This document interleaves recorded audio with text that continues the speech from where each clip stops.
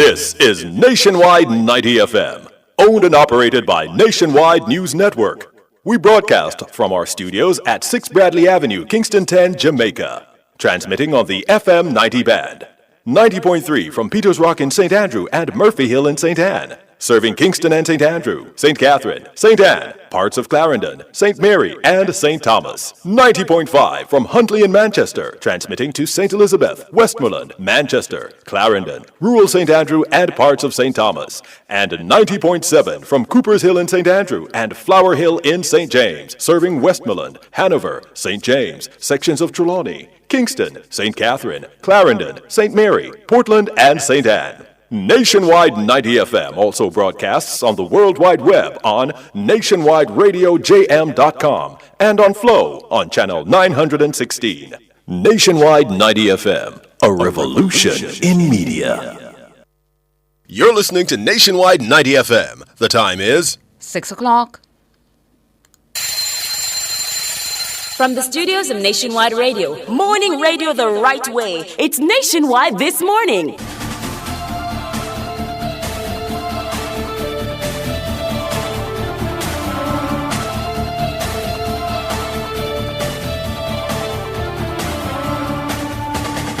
A very good morning to you. I'm Tona Thomas. Coming up in the news at 6 for this morning, Monday, February 5, 2024.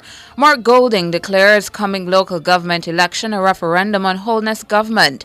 And the opposition leader has urged disgruntled Labourites to vote PNP. So I say to each and every one who say them a Labourite, this time round you can knock your ex beside the head. Patricia Duncan Sutherland says she's looking to build on the legacy of the Duncan name in Eastern St. Andrew. Justice Minister Delroy Chuck calls for a clean campaign ahead of the local polls. In regional news, Prime Minister Gaston Brown pledges to donate his next salary to help Antigua host the SIDS conference in May. In international news, U.S. senators have unveiled a bipartisan deal that aims to combat illegal immigration at the U.S.-Mexico border. In sports, the 2026 World Cup's matches will be held at 16 stadiums across the United States, Mexico, and Canada. And in business this morning, NCB says it's sold its subsidiary in the Cayman Islands as part of a strategic push to free up capital. The details after the break.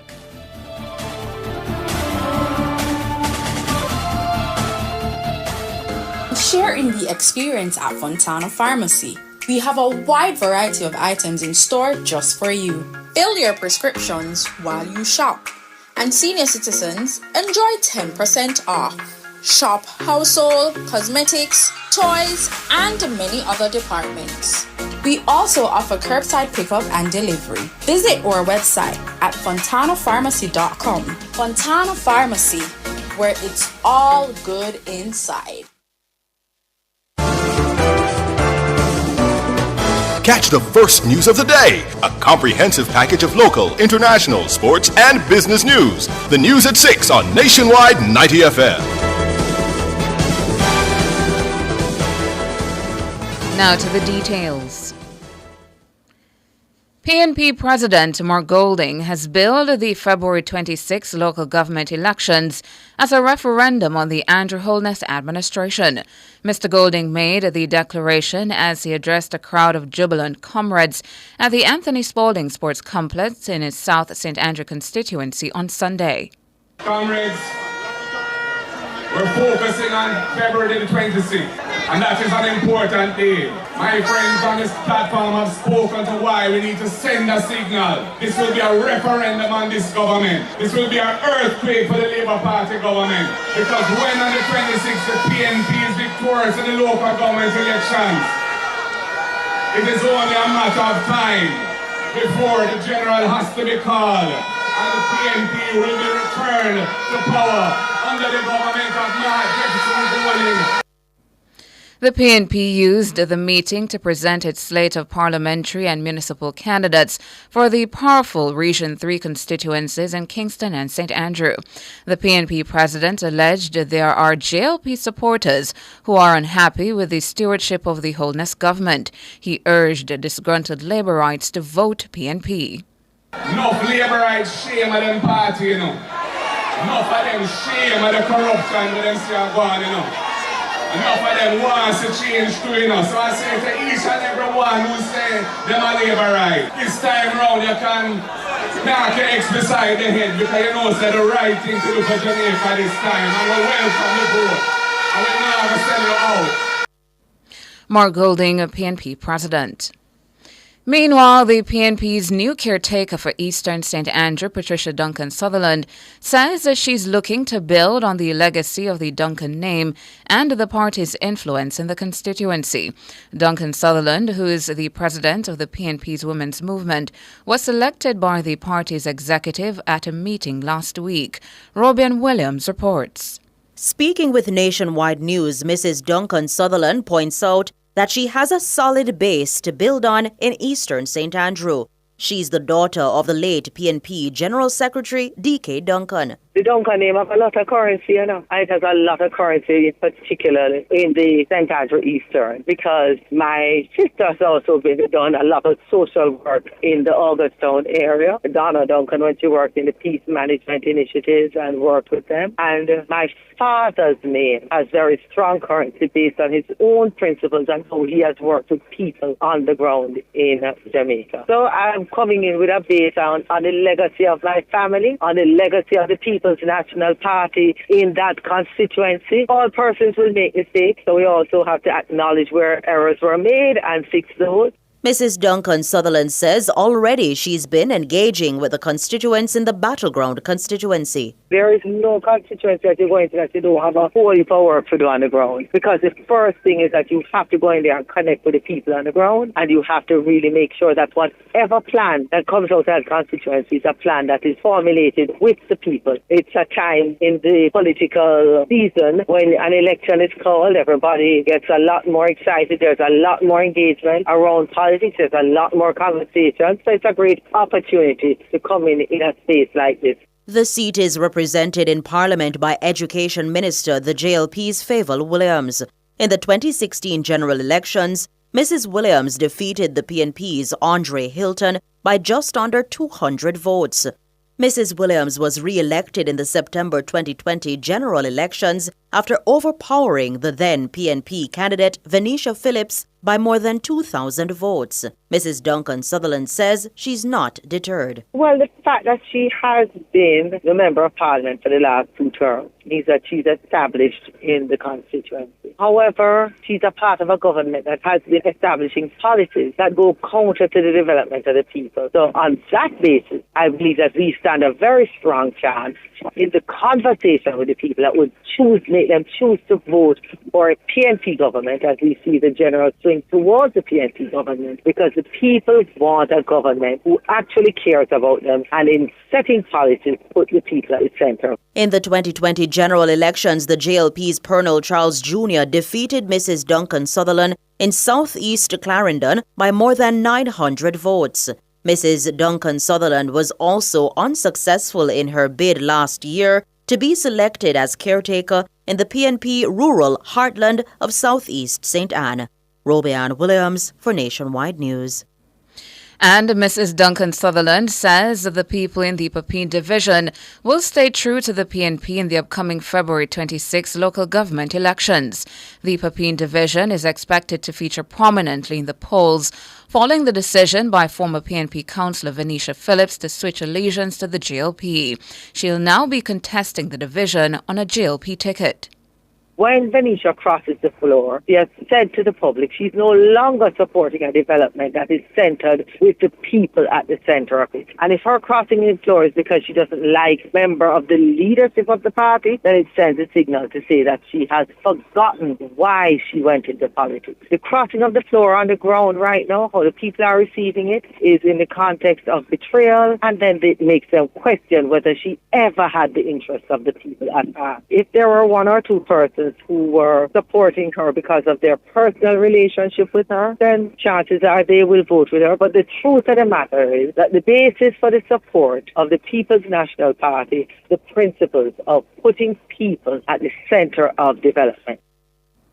Patricia Duncan Sutherland, a PNP caretaker for Eastern St. Andrew. Justice Minister Delroy Chuck is echoing the call by Prime Minister Andrew Holness for a clean campaign ahead of the February 26 local government elections.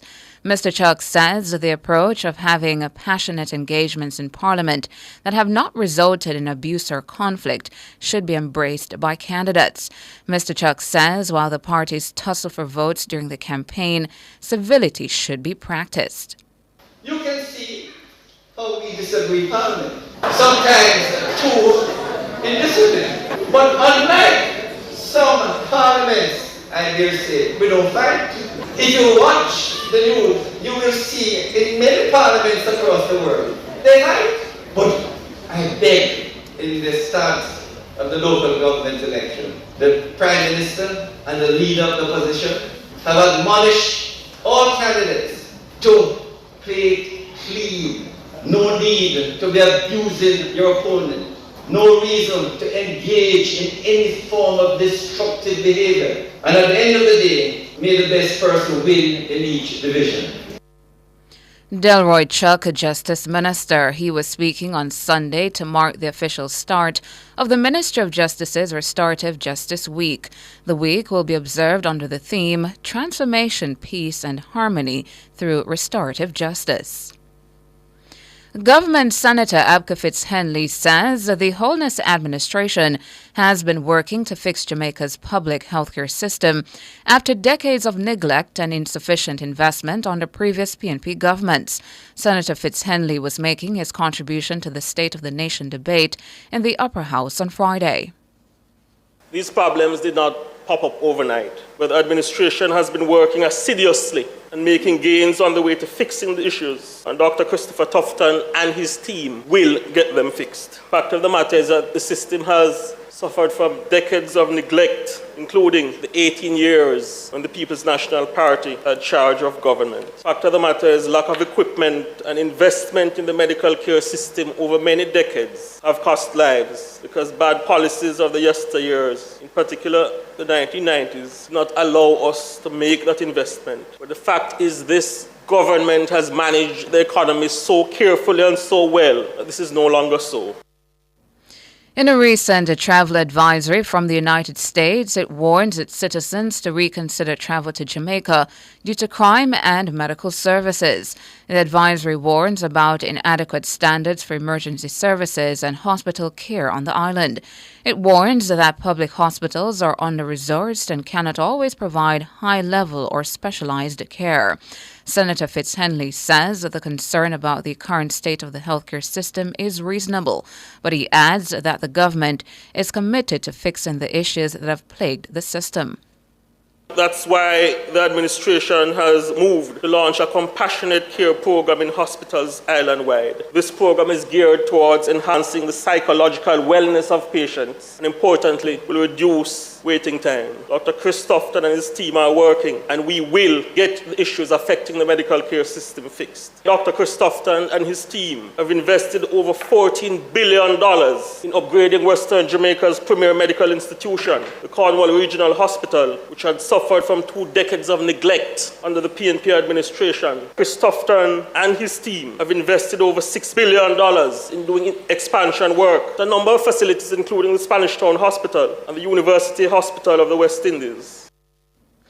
Abka Fitz-Henley, Government Senator. The Transport Authority is warning players in the transportation sector, including persons who operate virtual applications that provide taxi services, to ensure that drivers have the requisite transportation license. Currently, there are apps that are being utilized by the commuting public to call taxis. According to the Transport Authority, it has been carrying out various operations that have resulted in the seizure of vehicles because the drivers have failed to meet fit and proper criteria and they don't have the required license to transport members of the public. Managing Director of the Transport Authority, Ralston Smith, told Nationwide News that the problem is a growing cause for concern. Well, the Transport Authority, based on intelligence out there, we have recognized that there are a number of players out there providing public passenger transport services that may not be properly screened That's one. Virtual platformers, of course, are currently meddling in the space, and we have launched a number of covert operations, especially in the corporate area, and we would have confiscated a number of vehicles that were providing public passenger transport services without a road license issued by the Transport Authority. No red plate, no emblem, no screening of the driver. And you would know that this is a very dangerous precedent. Meanwhile, Mr. Smith is warning the commuting public to only take taxis that are properly licensed. And the Transport Authority is warning the public that this is a dangerous practice to take unlicensed, unregulated taxis. It's important that when you board a taxi, one, that you look at the decals on the car. There's a sticker issued by the Transport Authority, currently barcoded. You can use a smart device and scan it, and it will give you the information on the owner of that vehicle and tells you whether or not the license is valid. The driver is supposed to be displaying a badge inside that car, a badge issued by the Transport Authority, and that would be attesting to the fit and proper nature of the driver himself. So if the passenger does not see the driver with a badge, and if the appropriate decals, the sticker that I just mentioned, and the red plate not on the vehicle, and the appropriate markings, then we are advising the public not to take those. Ralston Smith, Managing Director of the Transport Authority. The Meteorological Service of Jamaica, or Met Service, says an active cold front will impact weather conditions across the country starting on Monday morning. According to the Met Service, strong winds are expected to affect the island on Monday and Tuesday. It says lower temperatures are forecast for most of the week, along with showers and isolated thunderstorms over sections of the island. And that's it for the local segment of the news. Up next, regional and international.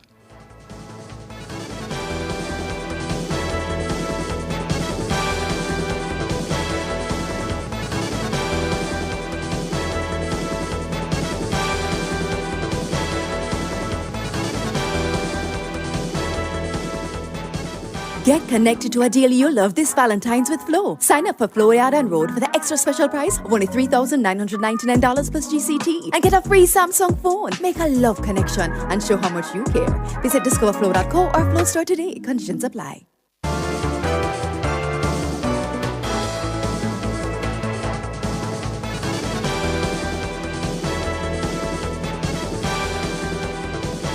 In regional and international news this morning, regional news, Prime Minister of Antigua and Barbuda, Gaston Brown, has pledged to donate his next salary to contribute to the country hosting the 4th International Small Island Developing States SIDS Conference later this year. Brown made the pledge on Friday during a roundtable meeting called to mobilize resources required to host the event in May. The Office of the Prime Minister in Antigua says Brown's pledge of around $5,000 is designed to motivate others to donate towards hosting the 5-day conference. Approximately 5,000 participants are expected to visit Antigua to participate in the conference. Brown's office described hosting the conference as a significant undertaking that requires a strong and unwavering commitment from all stakeholders and partners. To international news now, U.S. senators have unveiled a long-awaited bipartisan deal that aims to combat illegal immigration at the U.S.-Mexico border and in return grant new aid to Ukraine and Israel. The Democratic-led chamber will vote on the bill this week, but it appears doomed to fail in the Republican-led House of Representatives. Joe Biden endorsed it as the toughest and fairest border reforms in decades.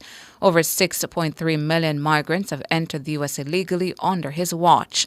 The record-high influx is one of the biggest political headaches facing the president in his re-election bid. Immigration has emerged as the top issue driving Republicans to the polls in support of former President Donald Trump, the frontrunner to face Mr. Biden in the November general election. Faced with mounting public anger over the migrant inflows, President Biden vowed in January to shut down the border right now and fix it quickly if Congress sent a bill to his desk. And that's it for regional and international. Up next, sports.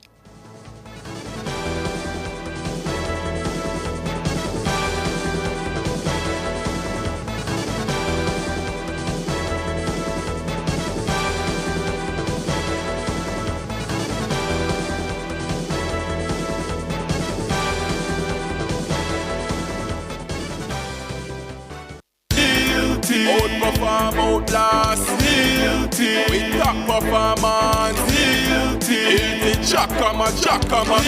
Reliable. Full stop, not comma. We have the expertise for drilling and demolition. We have the power tools for plumbers and electricians. Fancy leg tools, 3 parts and 3 repairs. 3 parts, 3 repairs. 2 to 3 years. Hilton, available at Delta Supply, 106 Hagley Park Road. Call us at 876-302-61124.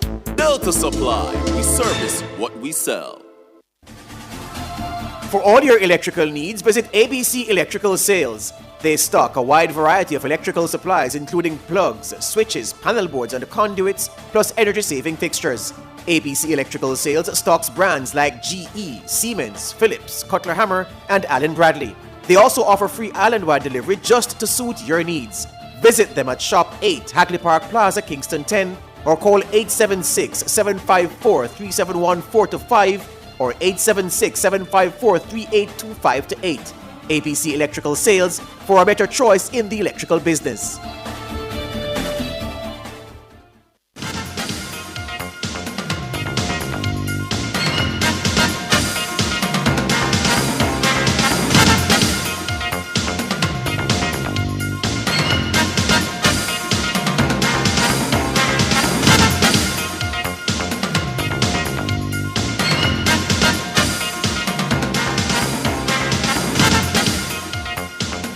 In your sports report this morning, the 2026 World Cup's 104 matches will be held at 16 stadiums across the United States, Mexico, and Canada.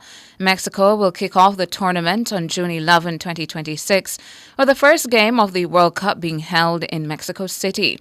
Canada's opening match will be played in Toronto on June 12, 2026. The United States' opening World Cup match will be in Los Angeles on June 12, 2026. Houston will host 5 group stage matches at NRG Stadium on June 14, 17, 20, 23, and 26.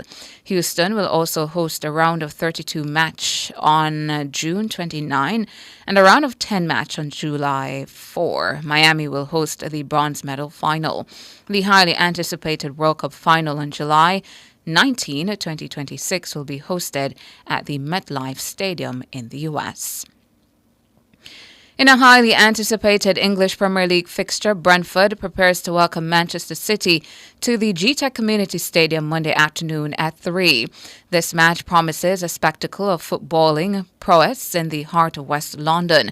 Pep Guardiola's Manchester City rejuvenated and is in formidable form and are set to make their journey to London with an impressive streak of 4 consecutive Premier League victories. Bolstered by the return of football luminaries Kevin De Bruyne and Erling Haaland, City's squad radiates strength and depth.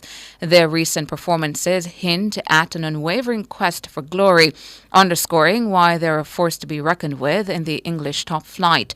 Despite having outmaneuvered City in their previous encounters, Brentford faces a daunting challenge. The Bees, with only a single win in their last 6 outings, stand at a crossroads. Brentford's resolve and tactical acumen will be put to the test against a City team brimming with confidence. Kayla Radcliffe of White Speedos and Nelson Denny were 2 of the standout swimmers at the 3-day Carl Dalhouse Memorial Invitational, which ended at the stadium pool on Sunday. The host team, White Speedos, won with 1,009 points, with the Tornadoes second with 989.5 points. Radcliffe contested 8 events. She says her 200 meters was her best showing. I did the best in my 200s, like my 200 IM and my 200 free, because I dropped a lot of time doing them. The things I have to work on is my starts and my turns, because on backstroke I went a little bit too deep for my 100 back, so I need to improve on that. For my 2 breast, I have shoulder problems, like I tend to get tight real quick, so I need to improve on relieving my muscles and being more relaxed. And for the rest of my events, I just need to work on my starts and my turns to get better and do harder touches. Kayla Radcliffe. Nelson Denny won 4 of the 5 events he contested. He says he surprised himself. To be honest, when I went into the meet, we didn't tape off for this meet, so I was going in not expecting anything special, but I ended up coming out with some PBs and just overall good swims, doing times that I haven't done in a little while now, and just really good swimming on this weekend. Nelson Denny.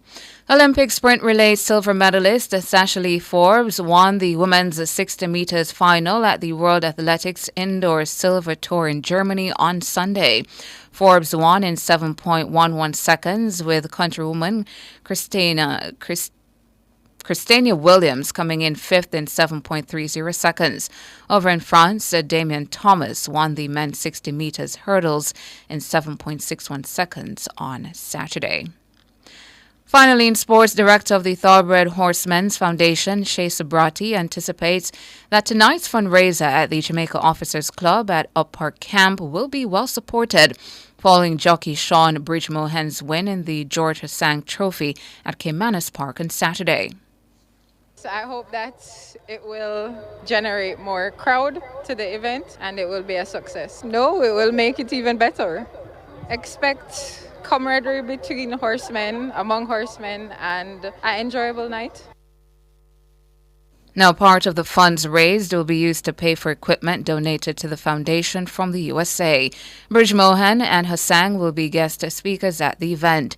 They'll be joined by several past and present jockeys, including Charles Hussey, Winston Griffiths, Emilia Rodriguez, Trevor Simpson, and Omar Walker. Subrati says it wasn't difficult to get the legends of the sport to partner with the foundation. It was not difficult. When we spoke to them and told them our initiatives and what we would like to do for the workers on the backstretch, they were all in. Shea Subrati wrapping up your morning sports.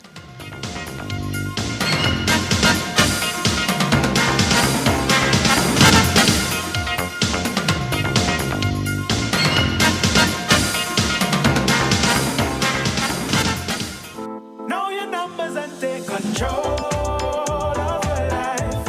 Don't wait till it's too late. Check your doctor today. Yeah. Get the BMI check, your blood pressure check, your blood sugar and cholesterol check. We're living well when we stay on top of our health. Know your numbers and take control of your life. Don't wait till it's too late. Check your doctor today. Know your numbers and take control of your life. A message from the Ministry of Health and Wellness.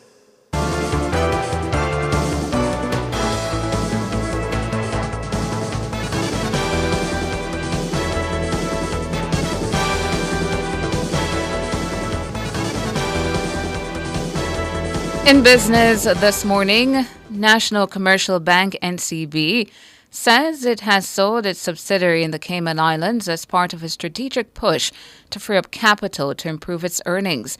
NCB Cayman Limited will be operated by Berkeley Financial Holdings.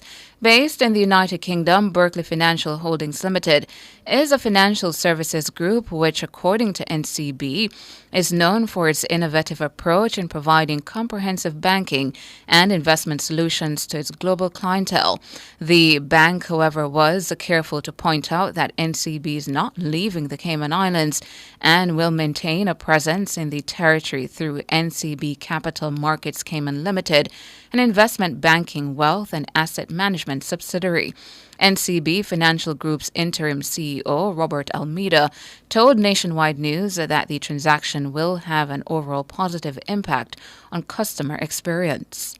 We are focused on recalibrating and reoptimizing to optimize and maximize our return on equity while we simultaneously enhance customer experience and strengthen governance. This is a perfect transaction that's completely aligned with our strategy in that we are freeing up some capital that we can reallocate to enhance our return on equity. Secondly, we are able to maintain our presence in Cayman, so to support our global expansion aspirations while we partner with a great firm in Berkeley. Robert Almeida, interim CEO of the NCB Financial Group. Former U.S. President Donald Trump has said he would impose more tariffs on Chinese goods if he wins the U.S. presidential election in November. In an interview with Fox News, he said the tariffs could be in excess of 60%. He said in the interview on Sunday that we have to do it. Mr. Trump, currently the front runner for the Republican Party, is facing a number of criminal charges, including attempting to overturn the 2020 election results. He has denied these. He has long accused China of unfair trading practices and intellectual property theft. Trump told Fox News that he's not looking to hurt China, but they've really taken advantage of the U.S. In foreign exchange trading now, the Jamaican dollar has lost 28 cents and will open trading this morning, selling for an average $157.04 against the benchmark U.S. dollar. The Jamaican has gained 7 cents and will open trading this morning, selling for an average $117.09 against the Canadian. And finally, the Jamaican dollar has lost $1.40 and will open trading today, selling for an average $199.58 against the British pound. That's it for business this morning.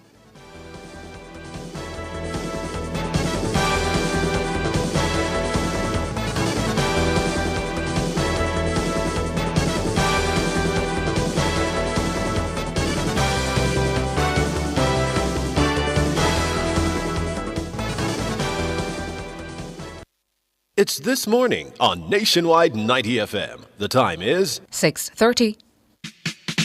Does your bra ride up your back? Do your shoulders hurt from carrying the weight of your breasts? These are signs of an ill-fitting bra. When was the last time you were fitted by a bra fit specialist? The bra experts at LaBelle Femme will take care of you.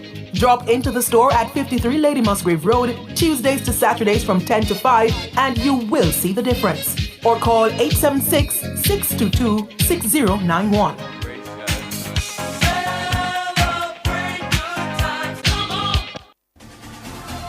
For all your electrical needs, visit ABC Electrical Sales. They stock a wide variety of electrical supplies, including plugs, switches, panel boards, and conduits, plus energy-saving fixtures. ABC Electrical Sales stocks brands like GE, Siemens, Phillips, Cutler Hammer, and Allen Bradley. They also offer free island-wide delivery just to suit your needs. Visit them at Shop 8, Hagley Park Plaza, Kingston 10, or call 876-754-3714-5 or 876-754-3825-8. ABC Electrical Sales, for a better choice in the electrical business. Jumpstart your fitness goals with Express Fitness. Sign up today and restart your fitness journey at an Express Fitness location near you. Enjoy safe, comfortable, and well-equipped gyms from 7 a.m. to 8 p.m. daily. Call 554-5180 for a full listing of our open locations. Express Fitness. Express Fitness. Your goal, our mission.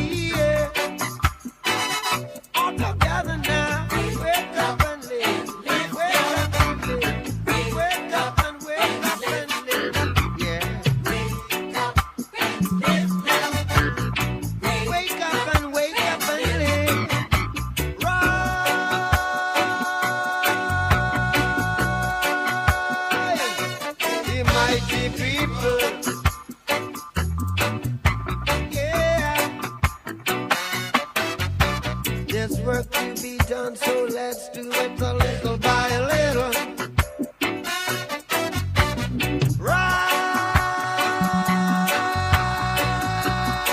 Rise from your sleepless slumber. Yes, yes, yes, yes. We're more than sand and the seashore. We're more than numbers. All together now. Wake up and live.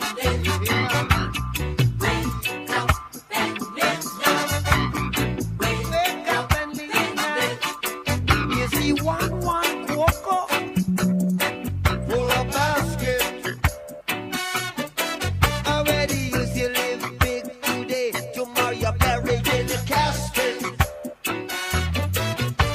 One cocoa full of basket. Yeah, yes.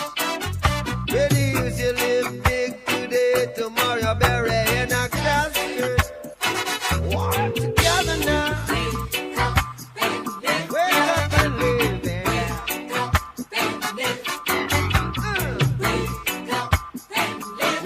and live. Keep on playing.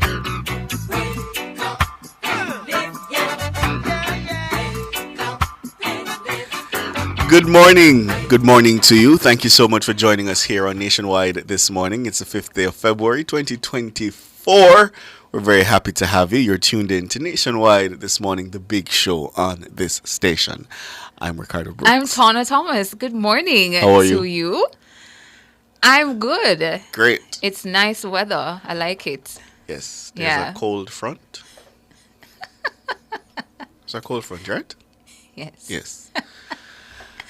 It Good is morning, a Mr. cold- King. Good morning, Mr. King. What are you? All is well? I saw you. I saw you. I saw you. I was going to comment on the status, but I said, you know what?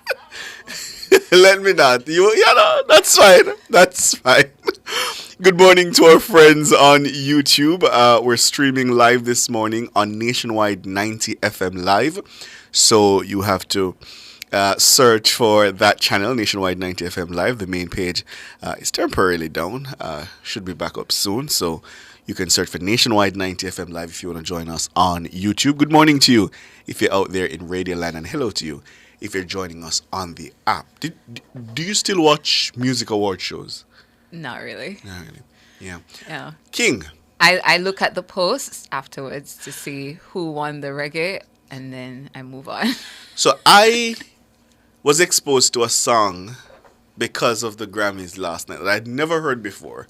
Tracy Chapman, Fast Car. I am not kidding you. I had never heard the song before, Tana. And she performed it last night with the guy's name escapes me now. And I think it's just a masterpiece of a song. I listened to it on my way to work. I listened to it when I got here, and it's no probably my favorite song. Could you play Fast Car for me? I'd never heard it before. I think it's an amazing song. The vocals, yeah man, I know her, but I just didn't know this song. The vocals, This the song is writing, played all over. it's amazing. Yeah, it is. Yes, Michelle, I am sorry. I have been uncultured all this time.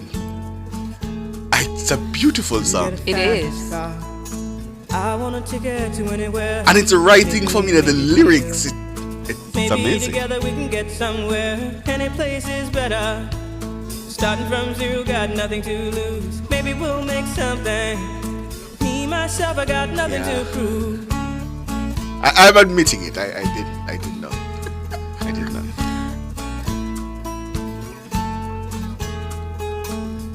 You gonna play Baby Can I Hold You? Yeah, I know that one. For sure. No, but I love it. I love it. Chief of Staff calling me Chevon. No, it's not Chevon, it's Ricardo. And apparently it's from 1988. Yeah. I love She Fast won Car. apparently the Grammy for it 35 years ago. Mhm. And she performed it last night. I think it's a beautiful song. Really, really lovely. Yeah. I see where the comrades were in South St. Andrew last night. Yeah. Quite an impressive showing. Massive. Yeah. Yeah, I mean,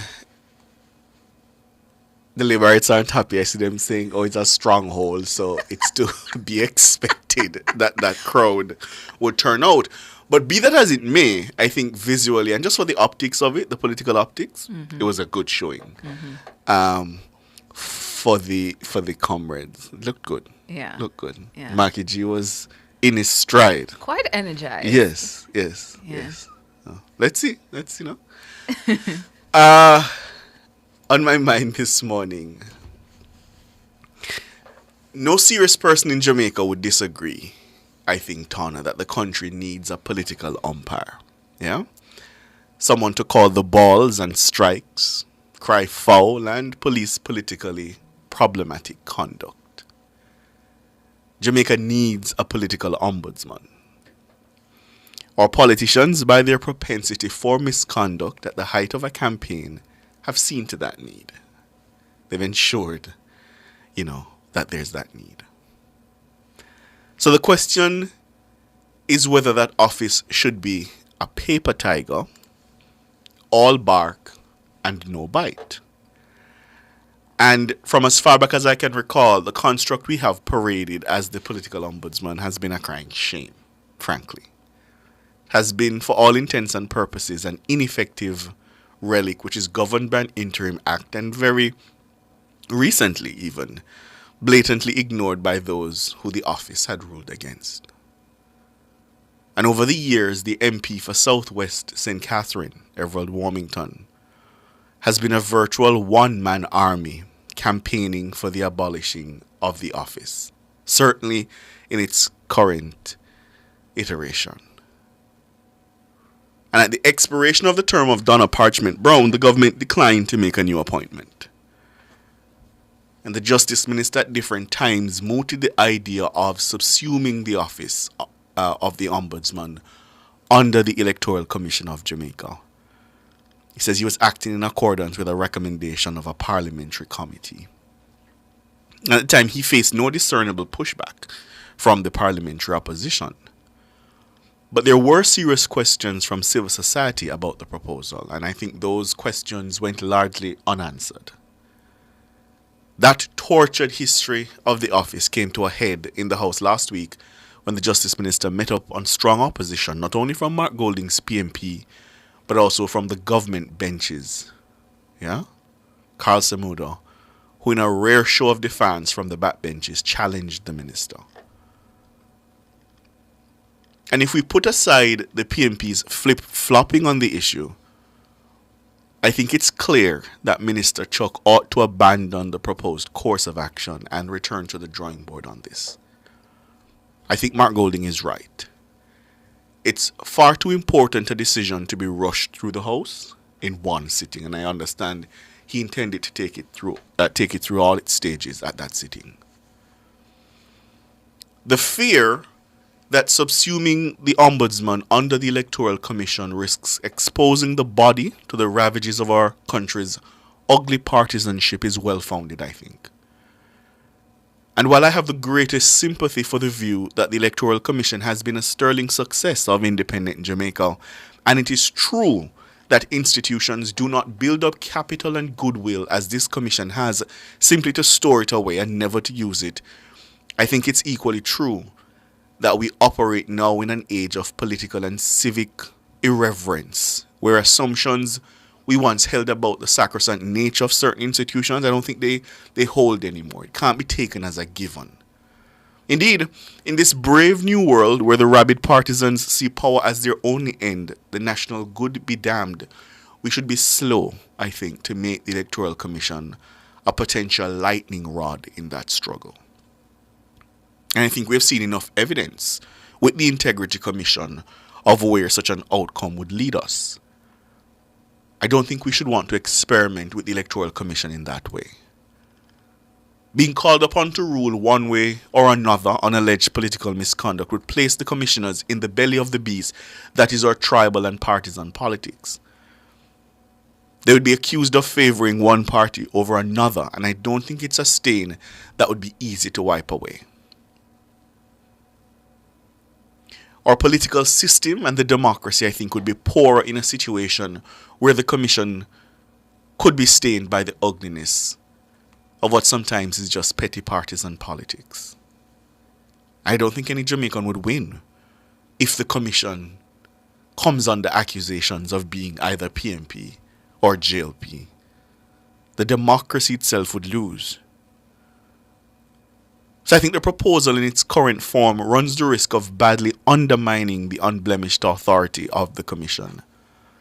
And while we would all hope that good sense would prevail where the commission is called upon to be the political umpire, I believe the risk is perhaps too far great for us to take.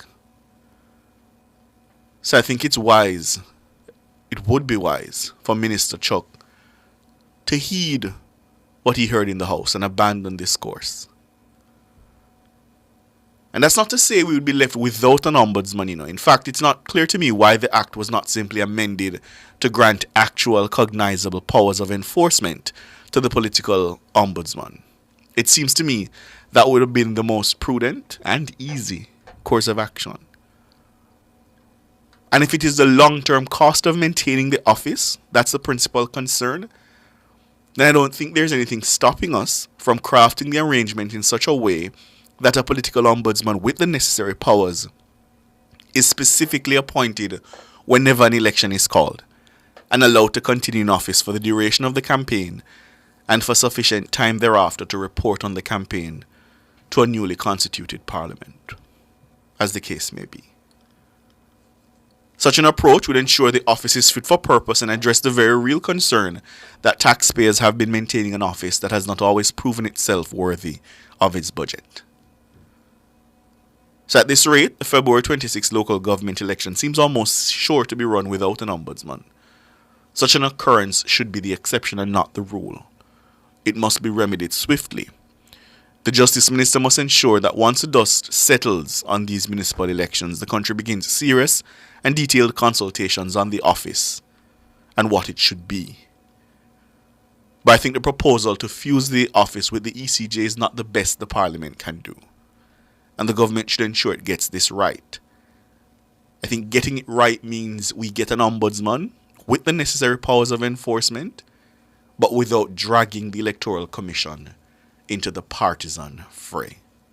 Yeah? That's what's on my mind.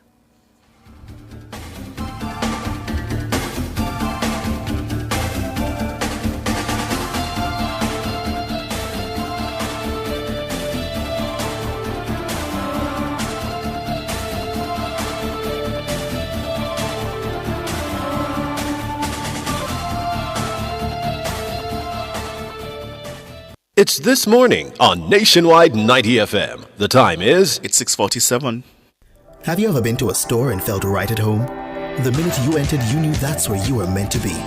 Picture it. The dedicated warm staff greet you with a smile, show exceptional professionalism, and still make you feel like family. Everything is catered to you. You know you're getting the best because to them, you're the best.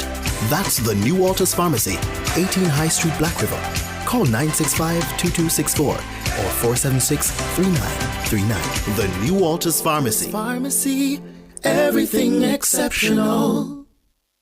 GN Bank Small Business Loans is linked to so many stories of ordinary Jamaicans and their extraordinary success. We're very proud to have helped small, medium, and micro businesses come to life and thrive over the years. And by doing so, we have expanded industries, improved communities, and transformed the lives of entire families for the better. Tell us your business. Let's start a partnership and let your business idea appear in real life. Street Smart and the JUTC Morning Commute is brought to you by JUTC, your route to excellence, and the Road Safety Unit in the Island Traffic Authority.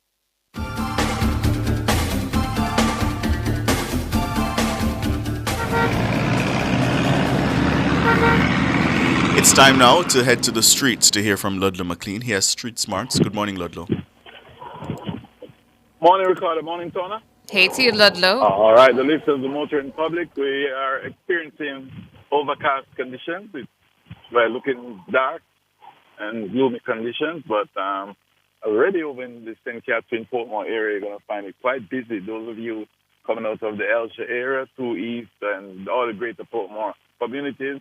They're using the Elsha main road heading towards Brayton Nugget. You're going to find a traffic building in that vicinity. Also along Brayton Parkway, coming towards the George Lee Boulevard, and if you're heading towards the I-95, we call it Municipal Boulevard, its proper name, you're going to find those roadways quite active. Those vehicles are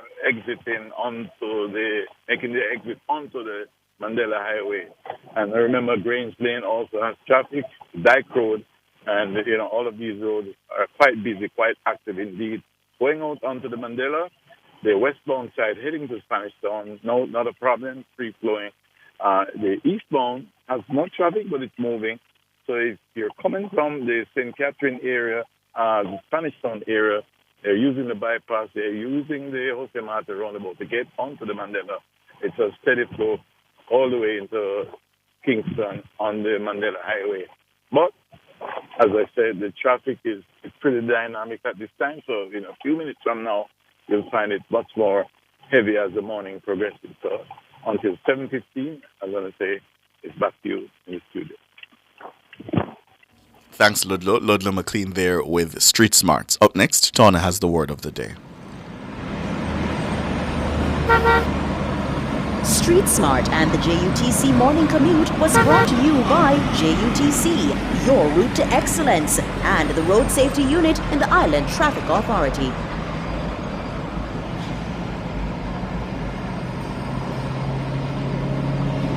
Your word of the day spelled O-R-O-T-U-N-D, spelled O-R-O-T-U-N-D. Orotund. Orotund. Orotund. Your word of the day is pronounced orotund. Orotund, it's an adjective. And it means of voice or speech characterized by strength, fullness, richness, and clearness. Of the voice or speech characterized by strength, fullness, richness, and clearness, orotund. And Dictionary.com is telling us this morning that orotund was first recorded between 1785 and 1795 into English, orotund, and to use it in a sentence, the actor's orotund voice captivated the audience with its powerful resonance. Orotund is your word of the day, spelled O-R-O-T-U-N-D, meaning characterized by strength, fullness, richness, and clearness in voice or speech. Yeah. Might find a reason to use that one. Yeah. I can see how that can be used. Over the weekend, Jamaica lost two great sons. Yeah. Alan Magnus, who I don't know a single Jamaican who wouldn't have woken up with him and Doreen. Yeah. In the mornings, yeah, and I was really surprised to learn that he had been in broadcasting for more than 40 years. Yeah, so we obviously extend our condolences to the RJR Gleaner Group and to his family. Mm-hmm. He was an amazing broadcaster. Yeah. It's my friend traveling to school. Yes, in and the morning. it was the wake-up clock. Yes. Yeah, and then traveling to school. Yeah, they both were amazing.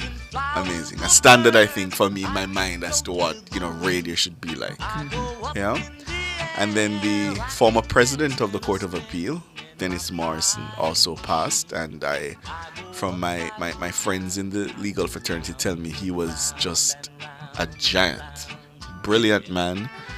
Gentle, kind, and always willing to teach. And the younger lawyers, never late for class. The younger lawyers in particular, speak so fondly of him. So may both those gentlemen rest in peace, and we offer our condolences to their families. And for anybody out there who didn't know that Mr. Magnus also had a song, or maybe more than one, but for the one I know, Flying Machine, and the one we used in our reports on the weekend as we reported on his passing, Flying Machine, we go out with that to the features, and at the top of the hour, the news. In my flying machine, I go up, I go down, I go round and round and round and round, yeah.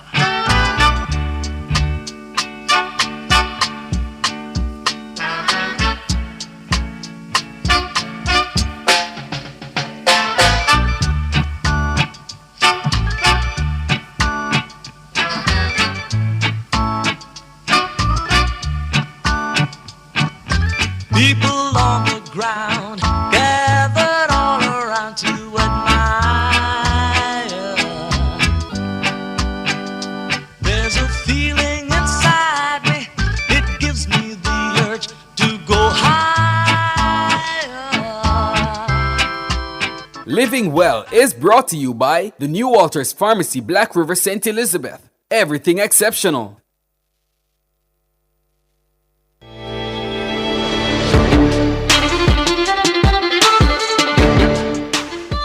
Today on Living Well, the dangers of not getting enough sleep. As we look at the health of the Jamaican population on a whole, there are many other things that need to be addressed. Sleep is one of these factors. Now, having done my own unofficial analysis and taking numbers from our big neighbors to the north, we are becoming more and more sleep deprived. I would like to focus first on our children, our teens to be exact. Sleep experts agree that teens need at least 9 hours of sleep a night. But by 2015, 43% of teens reported sleeping less than 7 hours a night on most nights, meaning almost half of US teens are significantly sleep deprived. What could have raised sleep deprivation among teens to such unprecedented levels? Some factors are easy to rule out. For example, it was found that the amount of time teens spent working, doing homework, and participating in extracurricular activities held steady during those years. However, there was one large change in teens' lives between 2012 and 2015: more owned smartphones. Sleep deprivation among teens today is said to be at epidemic proportions. It is said that some children are getting as little as 4.9 hours of sleep per night. And more teenagers have smartphones, and most of them have no real use for them. Parents have abrogated their responsibility, and so to keep up with the Kardashians have decided that their children must have it all, without understanding that there are consequences. Teens have access to every social media platform, movies, and games, none of which is of any real benefit to them. It's just something to do. We have seen that student performance has dipped in many areas. This could be directly linked to less sleep and more of an attention to being online into the late hours of the night. This is what being on cell phones or computers will do to us if we use them before bedtime. The blue light emitted by screens on cell phones, computers, tablets, and televisions restrain the production of melatonin, the hormone that controls your sleep-wake cycle or circadian rhythm. Reducing melatonin makes it harder to fall asleep and stay asleep. Sleep deprivation will also lead to obesity, depression, elevated blood pressure, mood swings, and lower grades.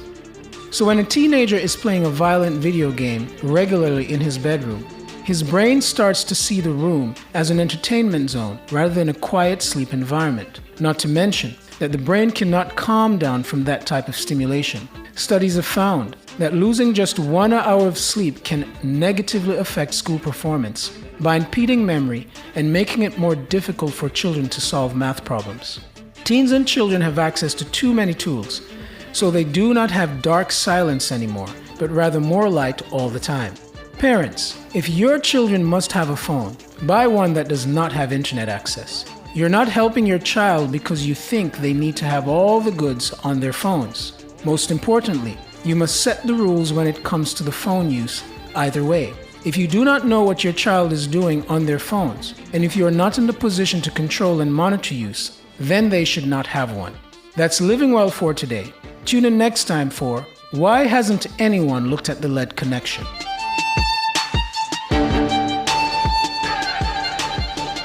Living Well was brought to you by the New Walters Pharmacy, Black River, St. Elizabeth. Everything exceptional. Fearless and fair. Nationwide 90 FM. You may spend more waking hours in workspaces than in your own home. So, knowing how to operate for many hours a day in that space is important. Hello, your Lifestyle Pages starts now. I'm Tana. Keep the space professional and neat with appropriate personal touches. People will see that space and consider it a reflection of you. Whether it is a cubicle or office, respect others' space. Don't just walk in. Knock or make your presence gently known. Don't assume acknowledgement of your presence is an invitation to sit down. Wait until you're invited to do so. Don't interrupt people on the phone. And don't try to communicate with them verbally or with sign language. You could damage an important phone call. Limit personal calls, especially if you work in a space that lacks a door. Learn when and where it is appropriate to use your cell phone in your office. Food consumption should generally be regulated. Smells and noise from food can be distracting to others trying to work. I'm Tana, and that was your Lifestyle Pages.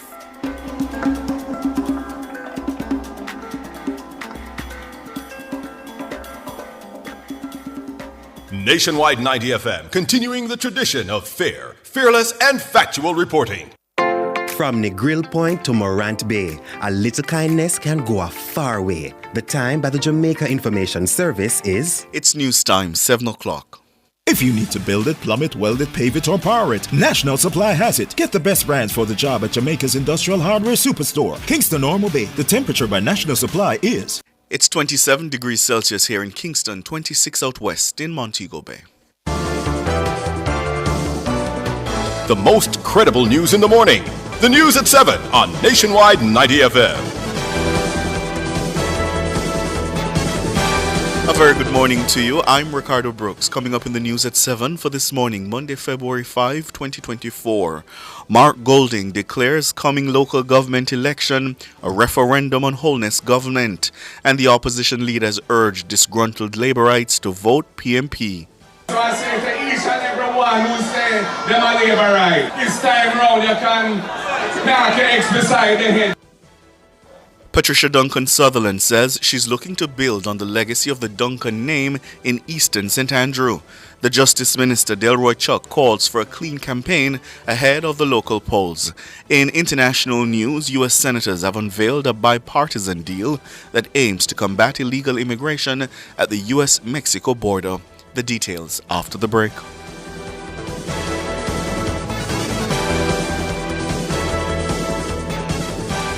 If it's news, it's got to be Nationwide 90 FM.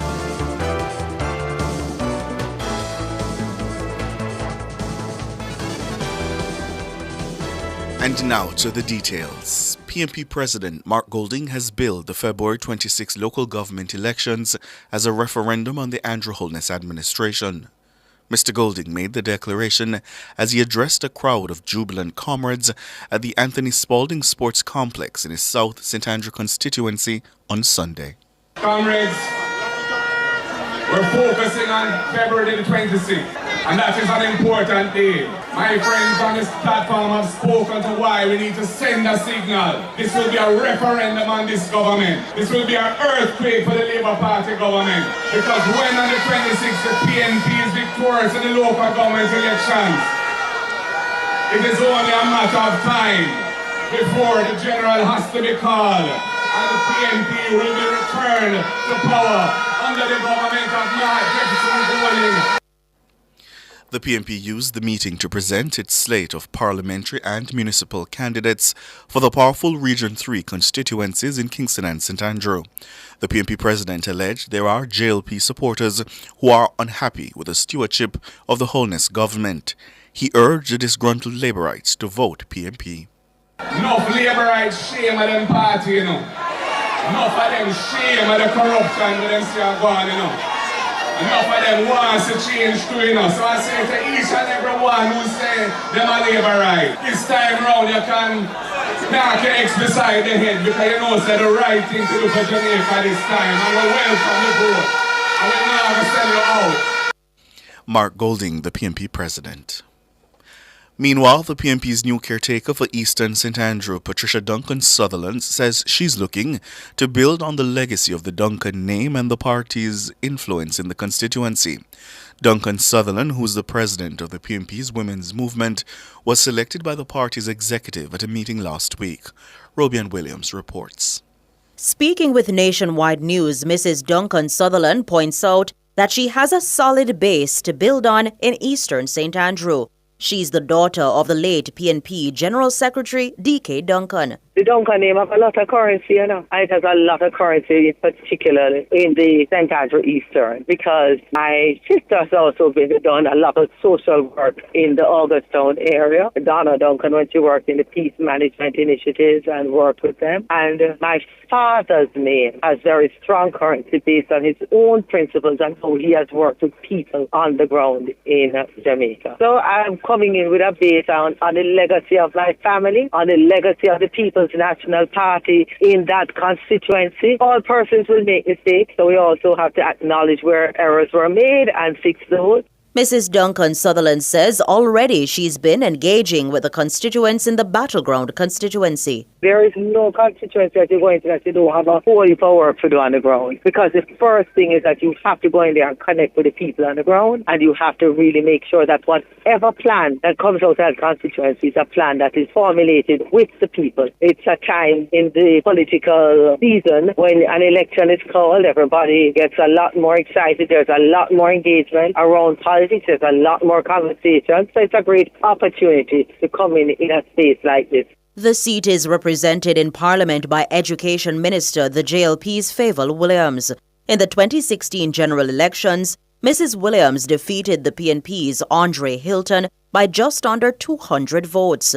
Mrs. Williams was re-elected in the September 2020 general elections after overpowering the then PNP candidate Venisha Phillips by more than 2,000 votes. Mrs. Duncan Sutherland says she's not deterred. Well, the fact that she has been the Member of Parliament for the last 2 terms means that she's established in the constituency. However, she's a part of a government that has been establishing policies that go counter to the development of the people. So on that basis, I believe that we stand a very strong chance in the conversation with the people that would make them choose to vote for a PNP government, as we see the general swing towards the PNP government, because the people want a government who actually cares about them and in setting policies put the people at the centre. In the 2020 general elections, the JLP's Pernell Charles Jr. defeated Mrs. Duncan Sutherland in southeast Clarendon by more than 900 votes.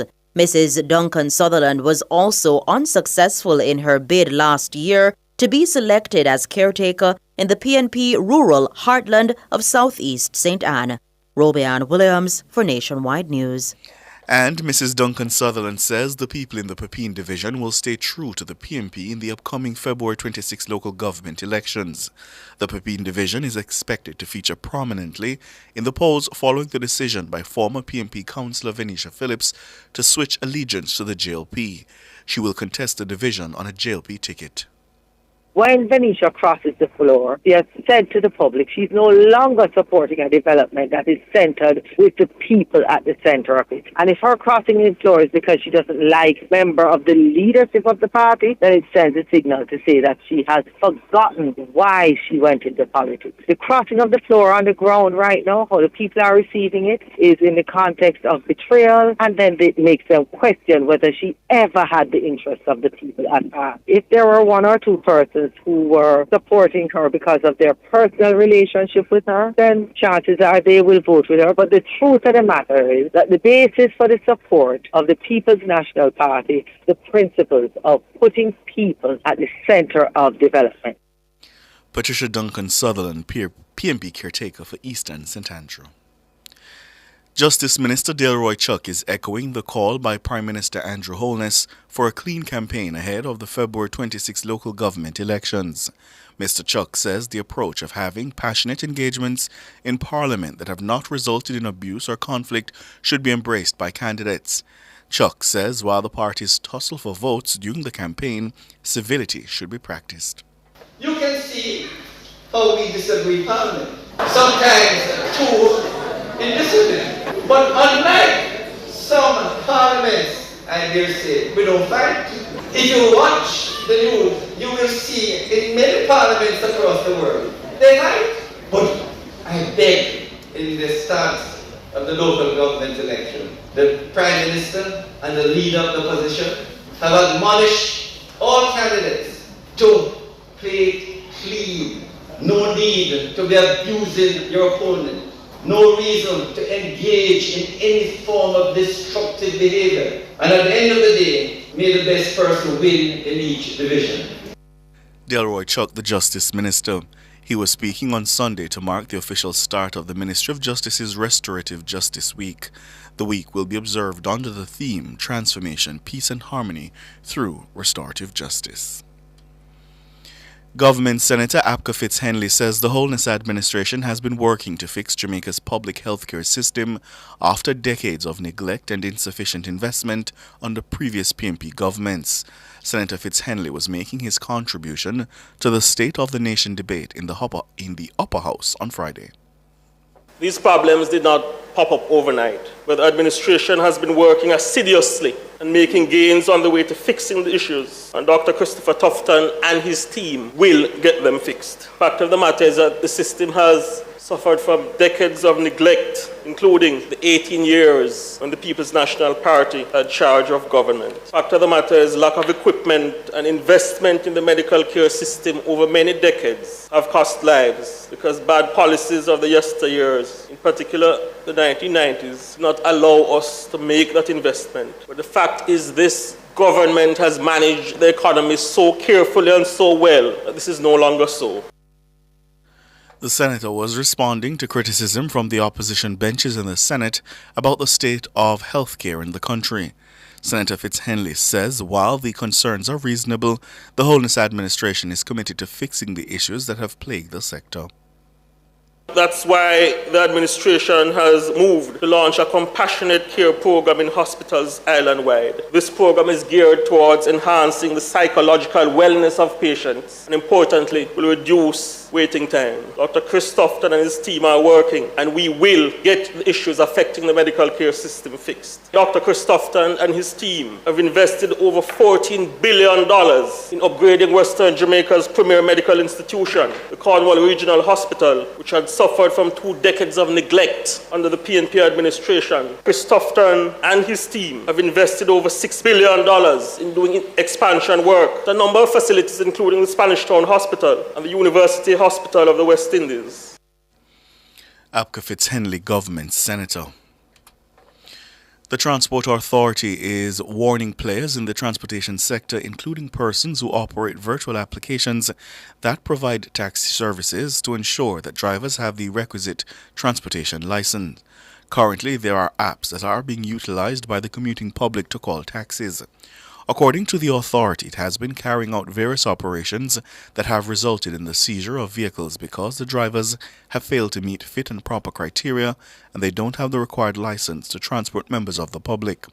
Managing Director of the Transport Authority, Ralston Smith, told Nationwide News that the problem is a growing cause for concern.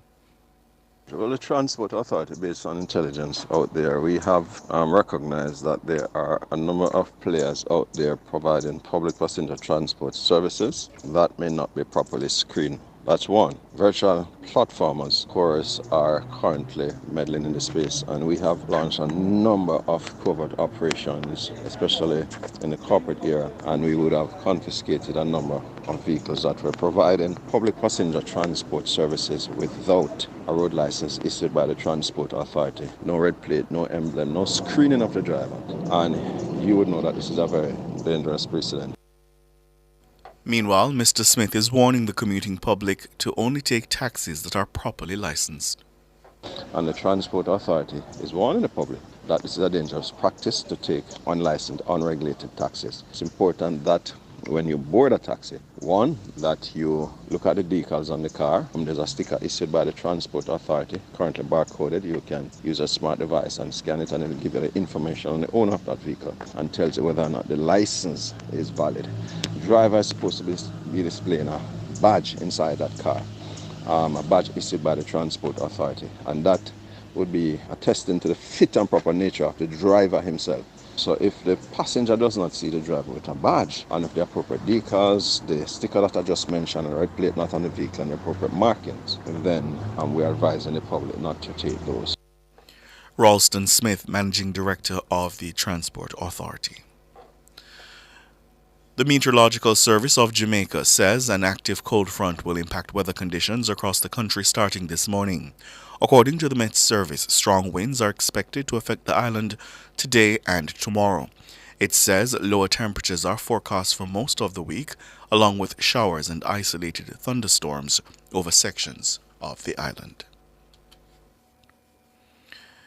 In international news now, U.S. senators have unveiled a long-awaited bipartisan deal that aims to combat illegal immigration at the U.S.-Mexico border and, in return, grant new aid to Ukraine and Israel.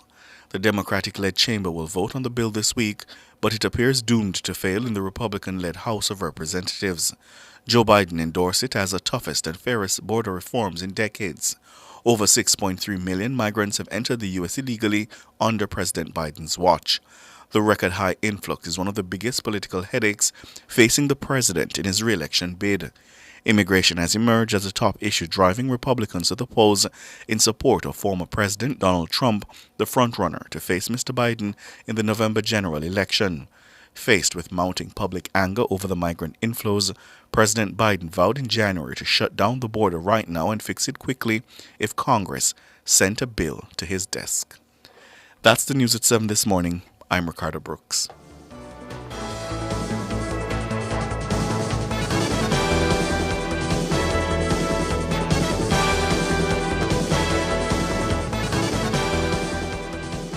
Sign up for the JN Money Card. It's safe, convenient, and free. The time by JN Money is... It's 15 minutes after 7. Taxpayers, pay your taxes online at www.jamaicatax.gov.jm. Call 888-TAX-HELP for more details. The temperature brought to you by Tax Administration Jamaica, working together to serve you better is... It's still 27 degrees Celsius here in Kingston, 26 out west in Montego Bay. Home is where you put down your roots. So at Sagicor Bank, we designed a mortgage with everything you need to own your home easier. Get up to 100% financing, fast processing time, up to $100,000 cash back to assist with expenses, a competitive interest rate, plus an unsecured loan of up to $2 million to go solar at home, and a special rate on home insurance. Let's help you put down your roots. Call 888-SAGICOR to apply for your Sagicor Bank mortgage. Conditions apply. Get connected to a deal you love this Valentine's with Flow. Sign up for Flow Yard and Road for the extra special price of only $3,999 plus GCT and get a free Samsung phone. Make a love connection and show how much you care. Visit discoverflow.co or Flow Store today. Conditions apply. Street Smart and the JUTC Morning Commute is brought to you by JUTC, your route to excellence, and the Road Safety Unit in the Island Traffic Authority.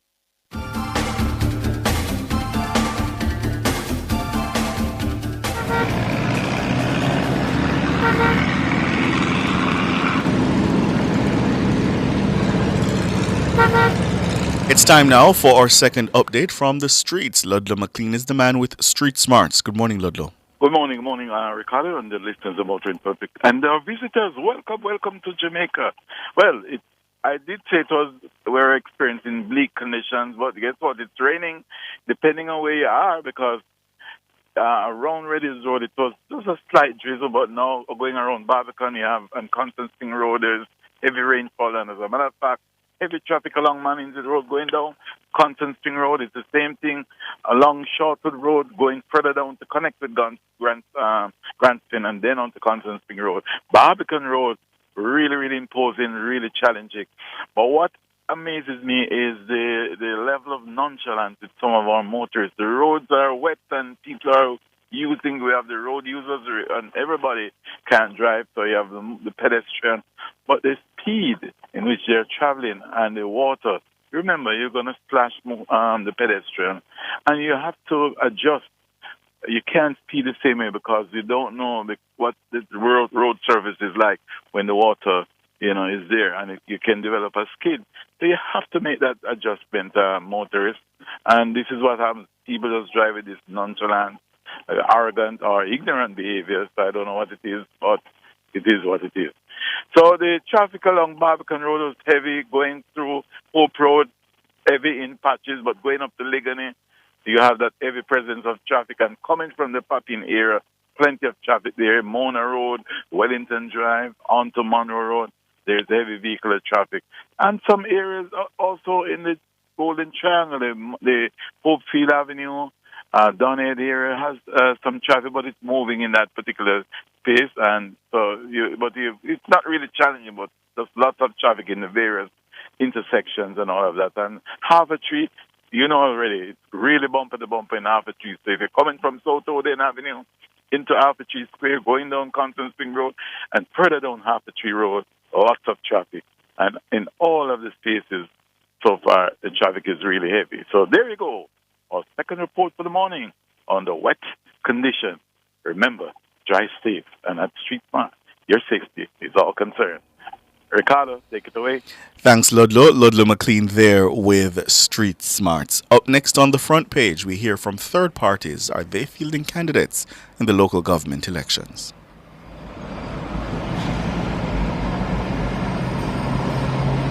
Street Smart and the JUTC Morning Commute was brought to you by JUTC, your route to excellence, and the Road Safety Unit in the Island Traffic Authority.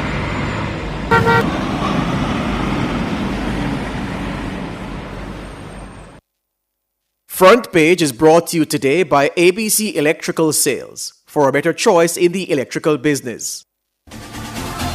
For all your electrical needs, visit ABC Electrical Sales. They stock a wide variety of electrical supplies including plugs, switches, panel boards and conduits, plus energy-saving fixtures. ABC Electrical Sales stocks brands like GE, Siemens, Phillips, Cutler Hammer and Allen Bradley. They also offer free island-wide delivery just to suit your needs.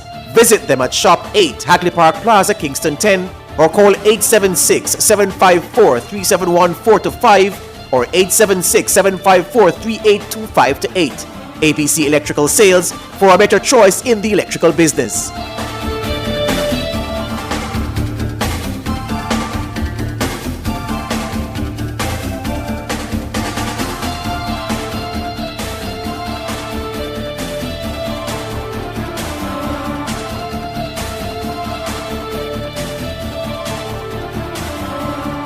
Welcome back to Nationwide this morning. You're now tuned into our discussion segment, The Front Page. With 3 weeks to go before the local government polls, both of the major political parties are oozing with confidence for victory. Speaking at the PNP's Area 3 meeting last evening, party president Mark Golding noted that the local polls will be a referendum on the Holness administration. Comrades, we're focusing on February the 26th. And that is an important day. My friends on this platform have spoken to why we need to send a signal. This will be a referendum on this government. This will be an earthquake for the Labour Party government. Because when on the 26th the PNP is victorious in the local government elections, it is only a matter of time before the general has to be called. And the PNP will be returned to power under the government of Mark Golding. Mark Golding. Meanwhile, speaking at a meeting in Montego Bay last week, Prime Minister Andrew Holness issued a rousing call to Labourites to spread the word about their party's achievements in office. You represent the light of the Jamaica Labour Party and you must shine in every corner of Jamaica. There has never been a government of Jamaica that has had so many achievements to go and face the people with. You are well armed to go and face the people of Jamaica for any election. So while the two main political parties tussle, what of the others? Will they be fielding candidates? Joining us now, Vice President and Deputy Chairman of the United Independence Congress, UIC, Winston Wright, and Chairman of the National Democratic Movement, Michael Williams. Gentlemen, good morning. Welcome to Nationwide this morning. Thank you very much for having me. Thank you. Thank you for having me. Thank you so much for joining us here on Nationwide this morning. To you first, Mr. Wright of UIC, fielding any candidates and where? Yes, the UIC will definitely be fielding candidates in this local government election.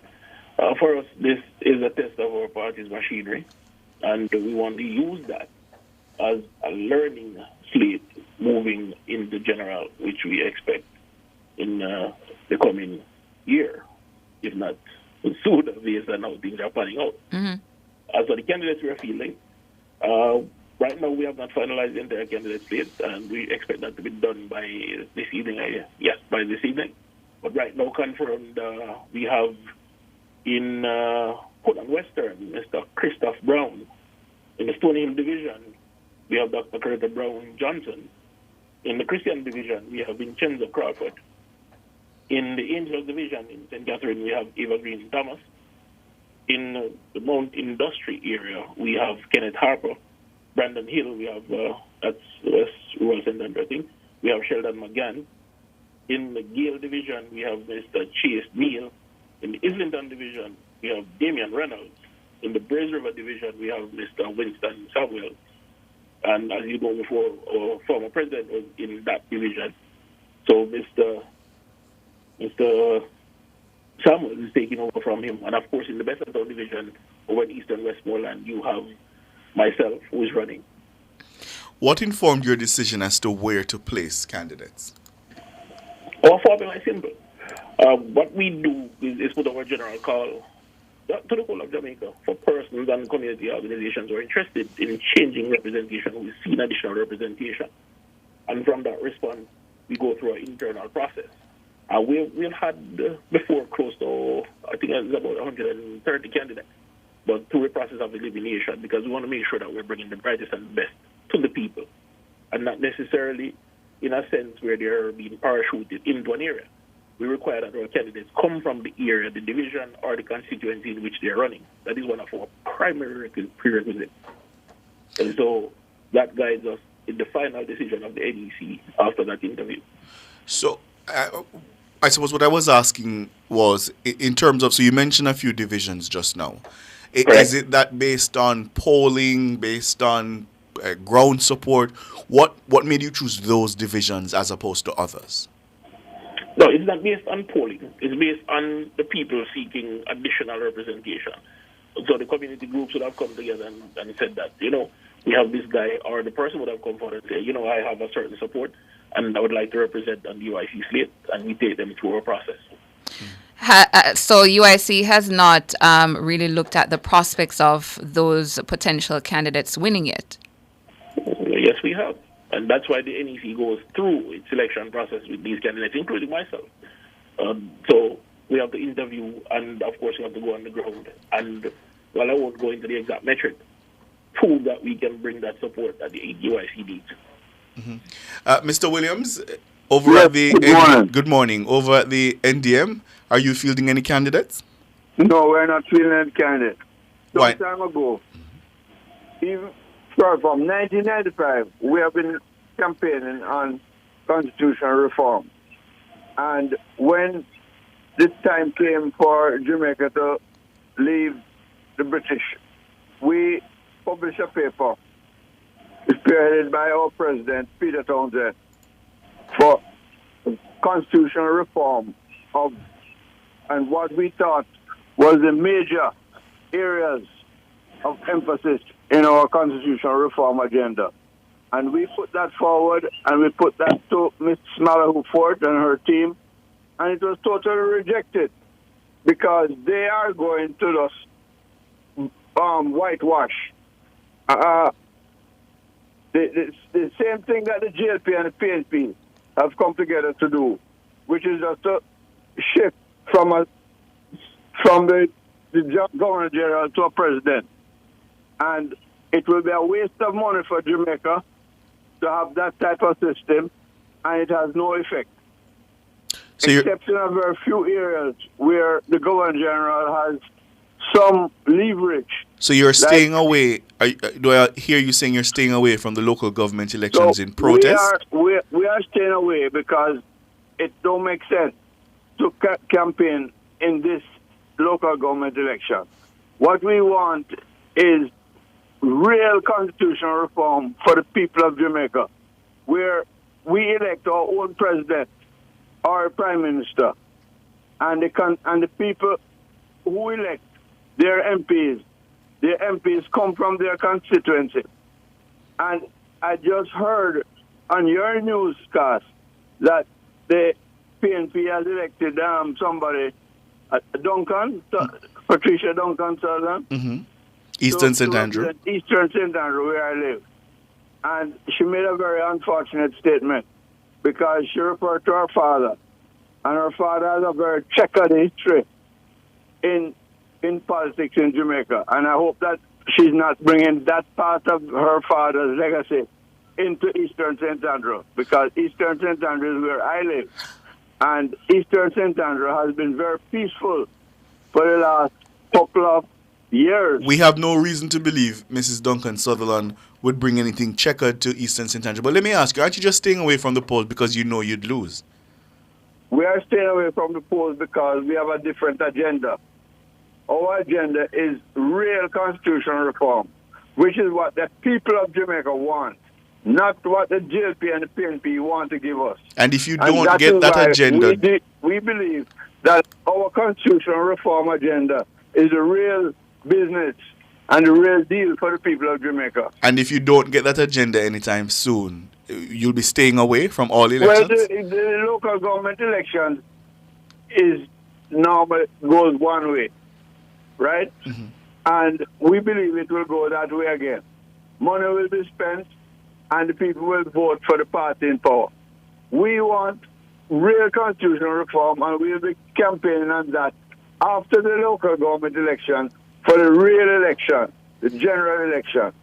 And that is where we will focus our money and focus our emphasis. We're up on the break. Our guest this morning, Winston Wright, the Vice President and Deputy Chairman of the United Independence Congress, UIC, and Michael Williams, Chairman of the National Democratic Movement, assessing the state of the third parties ahead of the local government elections. Soon come back.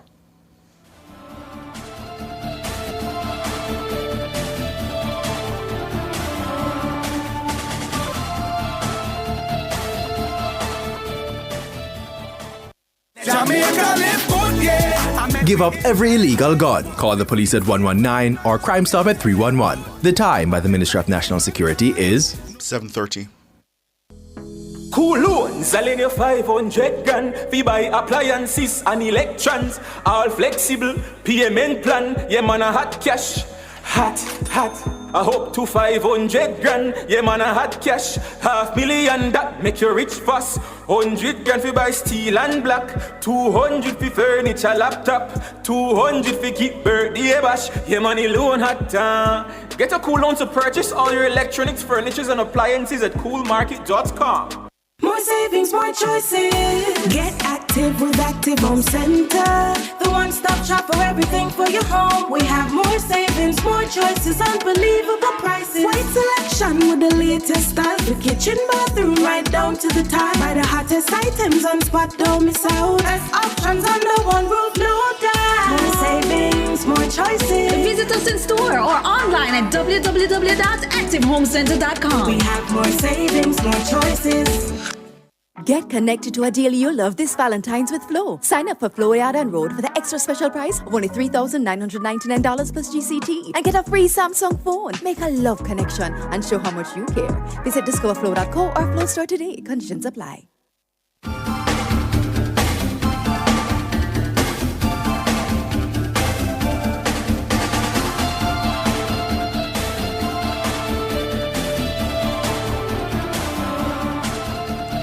Welcome back to Nationwide this morning. You're tuned in to the front page. The focus now on the third parties, if they're fielding candidates or not for the local government polls due on February 26. We have on the line Vice President and Deputy Chair of the United Independence Congress, UIC, Winston Wright, as well as Chairman of the National Democratic Movement, Michael Williams. So far from Winston Wright, he's telling us that he will be fielding candidates in some of the divisions across the country. Yeah, while the NDM, Michael Williams, is saying they will not be fielding any candidates. They're focused on a constitutional reform agenda, and they're looking to field candidates in the general elections whenever that is called. To you now, Mr. Wright, you said you're fielding candidates in some of the divisions across the country. What is the message in those divisions that the UIC is bringing to the electorate? The primary message we're bringing to the electorate is a representative government that starts at the local level, where we create opportunities for the young people and skilled persons starting from the ground up. For example, we have candidates who are getting into their constituencies and working with farmers to create farming groups and to streamline their production. Because, as you know, most of the farming that is done in Jamaica is on a subsistence basis, and we have kept it that way ever since the days of servitude. So we have gotten into our constituencies to let our persons, our skilled persons, our farmers, and even our working persons know that the UIC brings a very creative agenda. We believe that an economy should work from the bottom up, not from the top down. So we're bringing that message. We have candidates who are being innovative in bringing projects to the community that turns out to be a cash earner, puts money in the people's pockets, instead of looking to bribe them on election day for a vote. So we want the people in Jamaica and the people in different constituencies to know that our candidates are different, we behave differently, we conduct the people's business in a very different and serious way. Are you properly funded? I can say no, we are not. The party relies heavily on membership donation, and we do have a few donors who believe in our message, who donate on a consistent basis, but no, we're not properly funded. How big is your base? Your membership base? How big is your membership base? It's sizable. It is noticeable. But I won't get into the exact figures because, as you know, we don't hold the microphone, and that can be to our detriment. But just know that when we do our internal checks based on our customer management database, we see a sizable percentage. I can hazard a guess to say it's in the double figure that supports the UIC message. And how does that affect, you think, your prospects at the polls? Our prospects are very good. History would disagree with you, Mr. Wright. Yes, they would. But guess what? Nobody knows on the day, even with the polls and the statisticians working, nobody knows on the day what will happen. But here is, and let me speak specifically of my division. Here's what I'm looking at. The local government election, the turnout is usually low.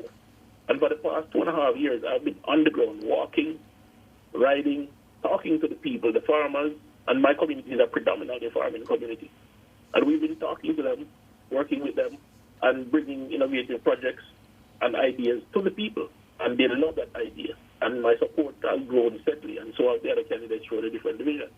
With a low voter turnout, I believe that I can move the needle far enough to take this decision. Mr. Williams? Yes, sir. The NDM has been at this for quite some time now, and you've not had any kind of noticeable or noteworthy electoral success. Why continue? Because we believe in what we are doing, and we are up against a very powerful JLPNP operation. And for the last 3 or 4 elections, local government and general, we know that the voter turnout has been very low.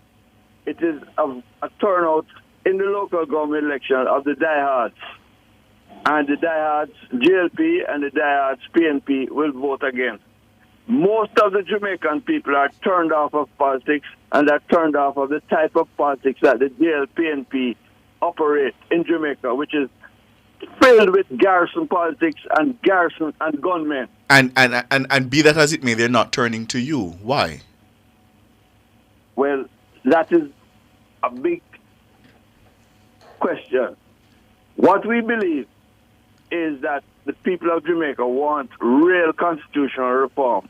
And if you notice, in all the polls that have been done, and we try to follow the polls, constitutional reform, real constitutional reform, is top on the agenda of the people of Jamaica.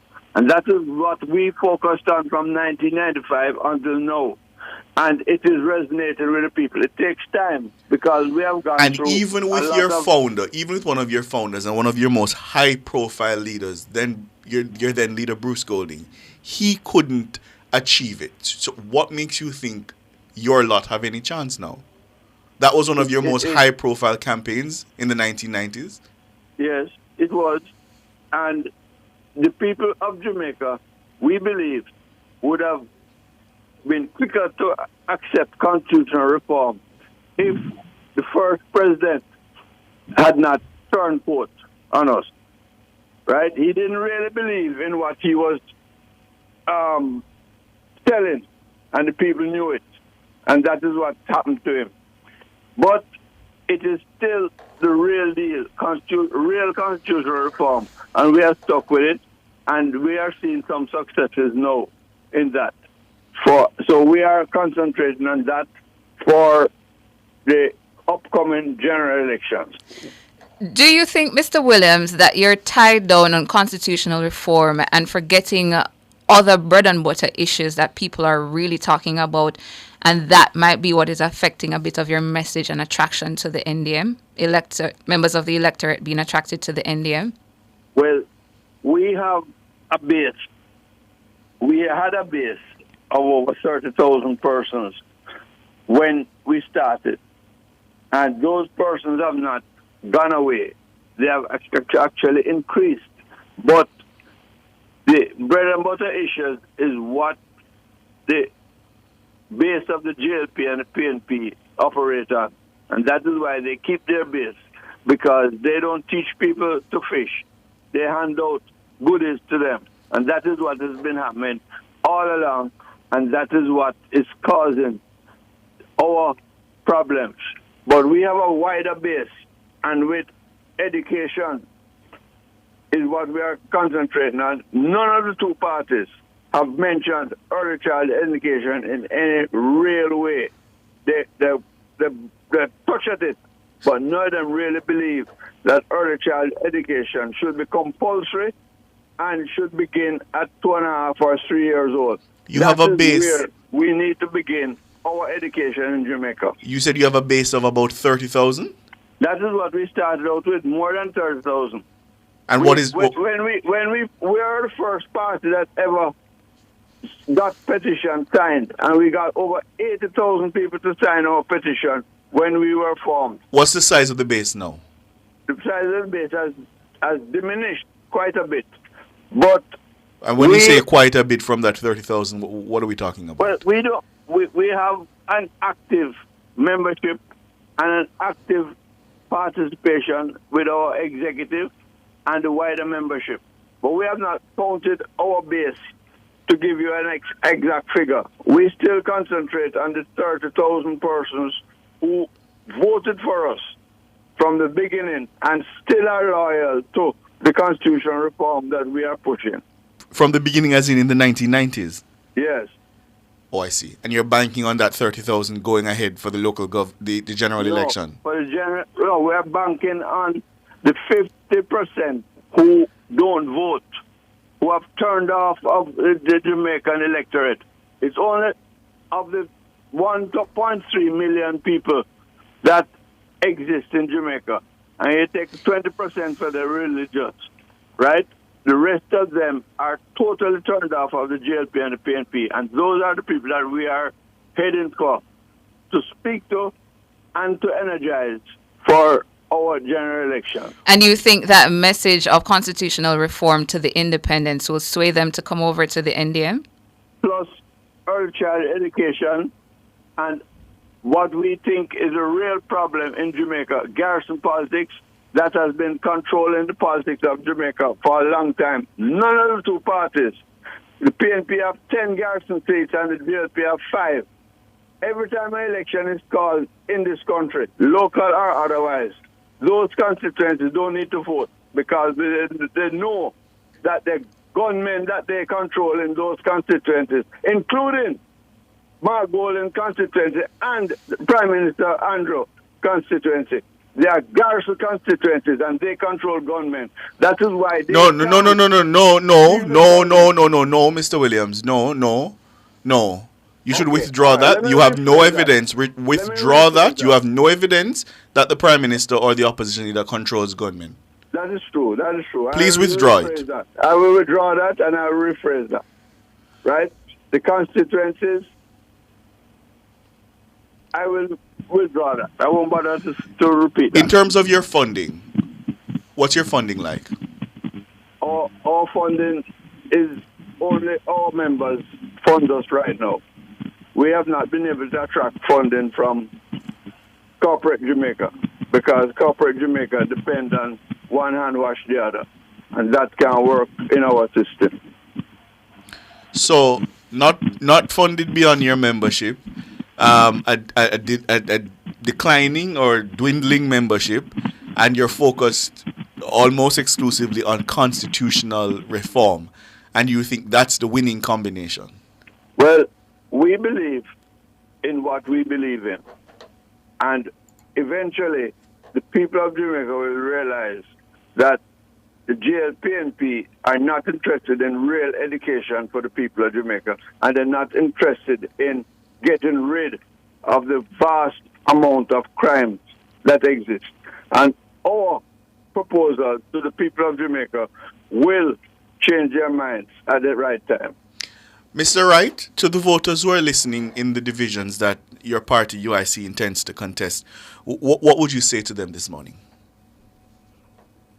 in the various divisions across Jamaica is that first, the UIC brings you an offer of change in the type of representative politics that you have seen. We won't be the party that visits during an election period and you don't see us again. We won't be the party that does our work on the day, meaning the days before election, you see roads being patched, etc.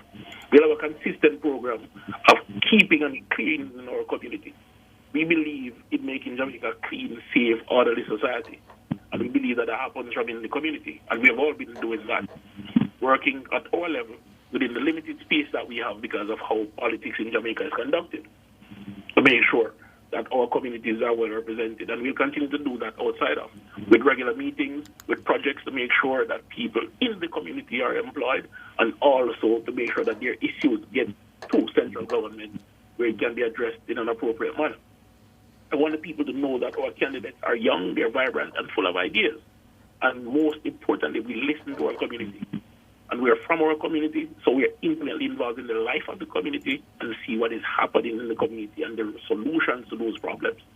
And they are usually common sense solutions that, working together as a group, as a united people, we can get over, whether it be crime or any other social ill. The UIC does also believe in a very progressive change in terms of constitution, but we are not focused on one aspect of the change. We want a total societal change, where the constitutional change will bring with it change in the electoral process, such as campaign financing and others. And those are proposed in our draft constitution, and it is well publicized on our website. So for persons who want to know more, please check out our website, uicjamaica.com. We pledge to be totally member funded, so that special interest money does not control the agenda of the UIC. And anyone from corporate Jamaica who wants to support the change that the UIC brings, because it brings with it an accountable government, then they are free to do so, but know that the UIC's agenda to bring an accountable government will not change. There will be no quid pro quo, etc. But rather a government that the people controls and is very responsive. We'll bring mechanisms to make sure that there are checks and balances, proper checks and balances, because as it is, those checks and balances have been eroded post-colonialism. So we intend to create better checks and balances in our electoral process and in our representation process. Have to leave it there, gentlemen. Winston Wright, Vice President and Deputy Chairman of UIC, and Michael Williams, Chairman of the National Democratic Movement, NDM. Thank you so much for your time. Thank you very much. Go to a break and come back with more.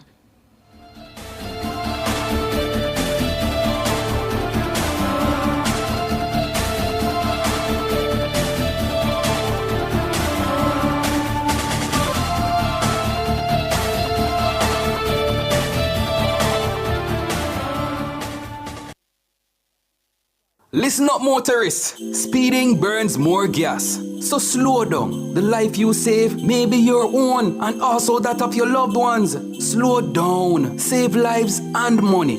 The time by the Insurance Association of Jamaica is 7:47. At Hawkeye, our mission is to deliver cutting-edge security solutions to help you keep track of the things you value most. The temperature by Hawkeye is 27 degrees Celsius in Kingston, 26 Southwest in Montego Bay. For all your electrical needs, visit ABC Electrical Sales. They stock a wide variety of electrical supplies, including plugs, switches, panel boards, and conduits, plus energy-saving fixtures. ABC Electrical Sales stocks brands like GE, Siemens, Phillips, Cutler Hammer, and Allen Bradley. They also offer free island-wide delivery just to suit your needs. Visit them at Shop 8, Hagley Park Plaza, Kingston 10, or call 876-754-3714-5 or 876-754-3825-8. ABC Electrical Sales, for a better choice in the electrical business. Home is where you put down your roots. So at Sagicor Bank, we designed a mortgage with everything you need to own your home easier. Get up to 100% financing, fast processing time, up to $100,000 cash back to assist with expenses, a competitive interest rate, plus an unsecured loan of up to $2 million to go solar at home, and a special rate on home insurance. Let's help you put down your roots. Call 888-SAGICOR to apply for your Sagicor Bank mortgage. Conditions apply.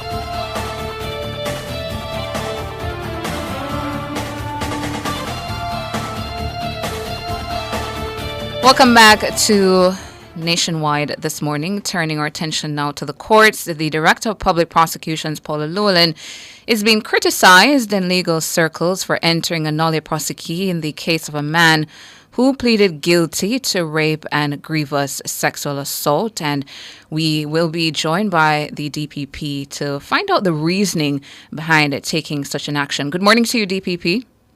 Good morning, Ms. Thomas. Good morning, Mr. Brooks. Good morning to your listeners.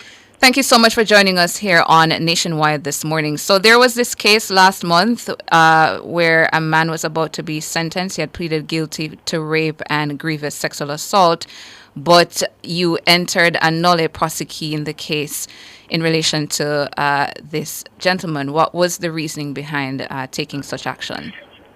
But first, if you could explain for our listeners what a nolle prosequi is and then go into the reasoning. A nolle prosequi is a process by which only the DPP, using her constitutional powers and the provisions of the Criminal Justice Administration Act, can discontinue a matter. So it's not that it's being discontinued on its merits, where you are being found guilty or not guilty. Only the trial judge and the jury in the circuit court can do that.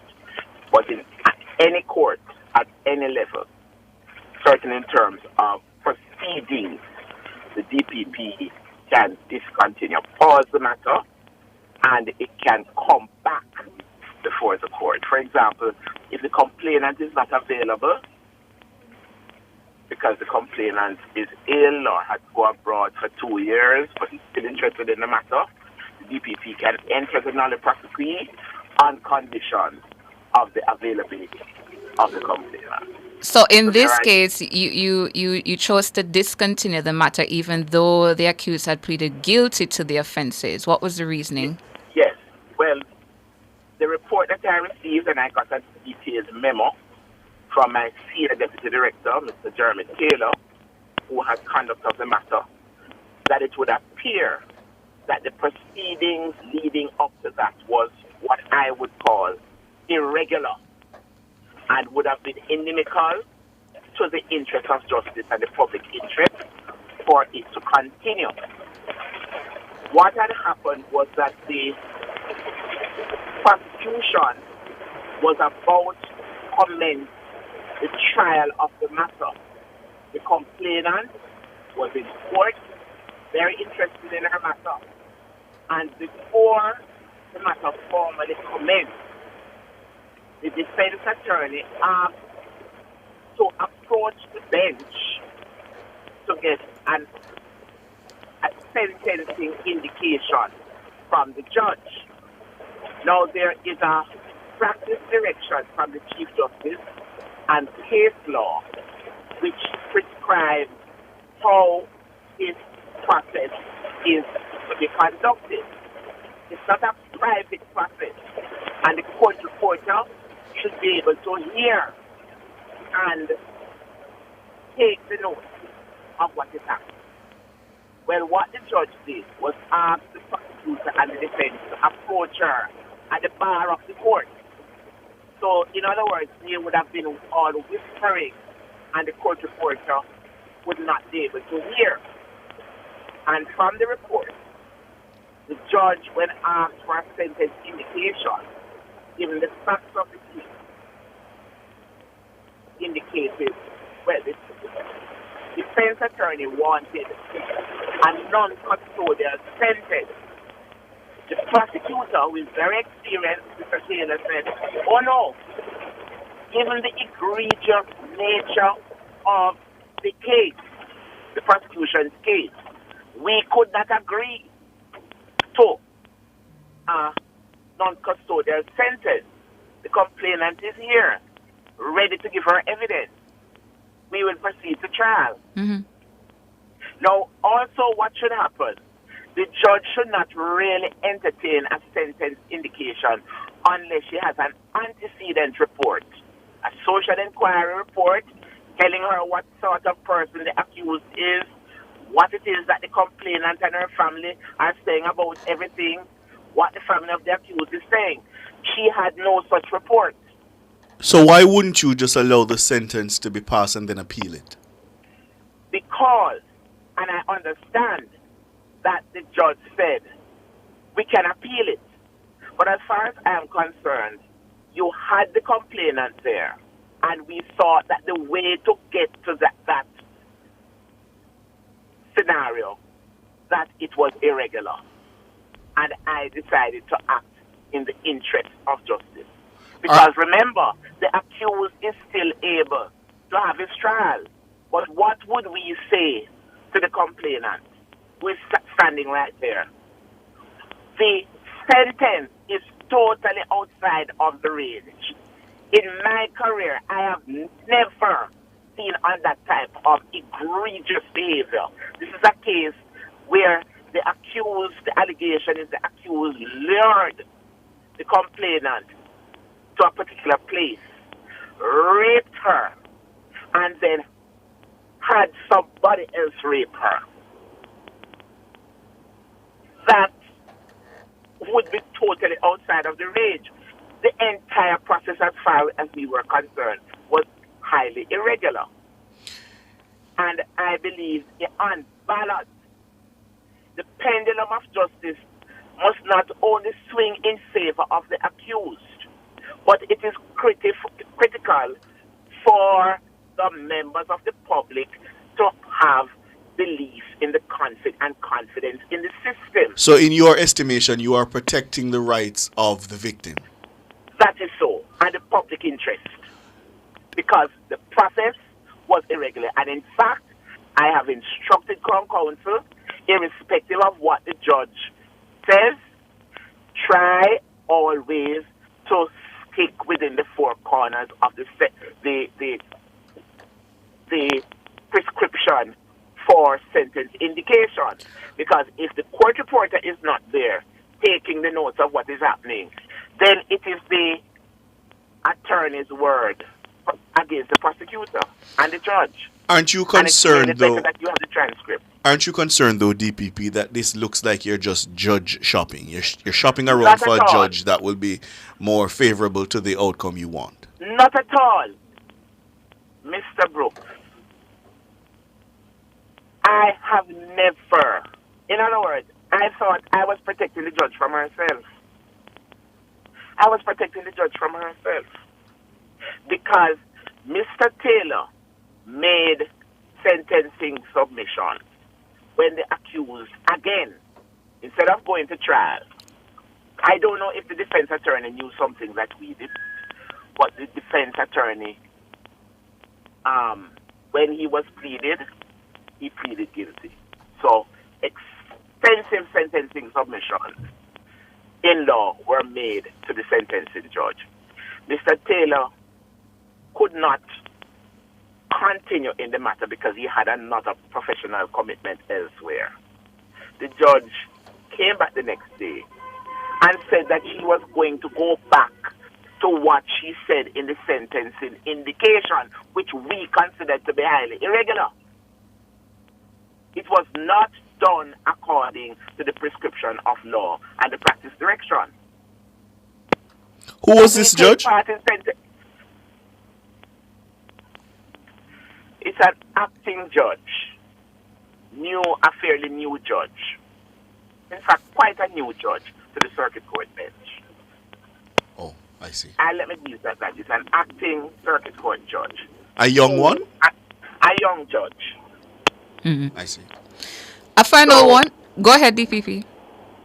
So we pay great respect to the judiciary, but remember, the prosecutors who operate at the office of the DPP on my behalf have the benefit of the constitutional protection to make independent professional assessments. A judge like myself, we have constitutional power, but it has to be exercised in our respective remits according to the law and our particular remit. It cannot be, and then again, we bend over backwards. Yes, we have the right of appeal, but as far as I am concerned, if it is that I had sufficient material to demonstrate that the process was, to my mind, irregular, if it had been according within the four corners of the practice direction and the case law, then we would have been on the ground that we would have had to just take the non-custodial sentence, explain as best as we could. In fact, my prosecutor, Mr. Taylor, told me that when he explained to the complainant about the non-custodial sentence after withdrawing from the bar, the discussion with the judge and the defense, she was shocked. She was really shocked. And what we try to say at all times, it must be remembered, the victims of crime are not statistics in our eyes. They are human beings. And although the overriding objection is always for fairness to the accused, and that comes from so many cases. I can think of one from the Privy Council, Barry Randall and the Queen. But nonetheless, modern judicial theory would suggest that now victims are to be accorded great respect as well. DPP, have to leave it there. Paula Llewellyn, Director of Public Prosecutions. Thank you so much for your time. Thank you. You're so welcome. Appreciate it. Up next, across Jamaica. Front Page was brought to you today by ABC Electrical Sales, for a better choice in the electrical business.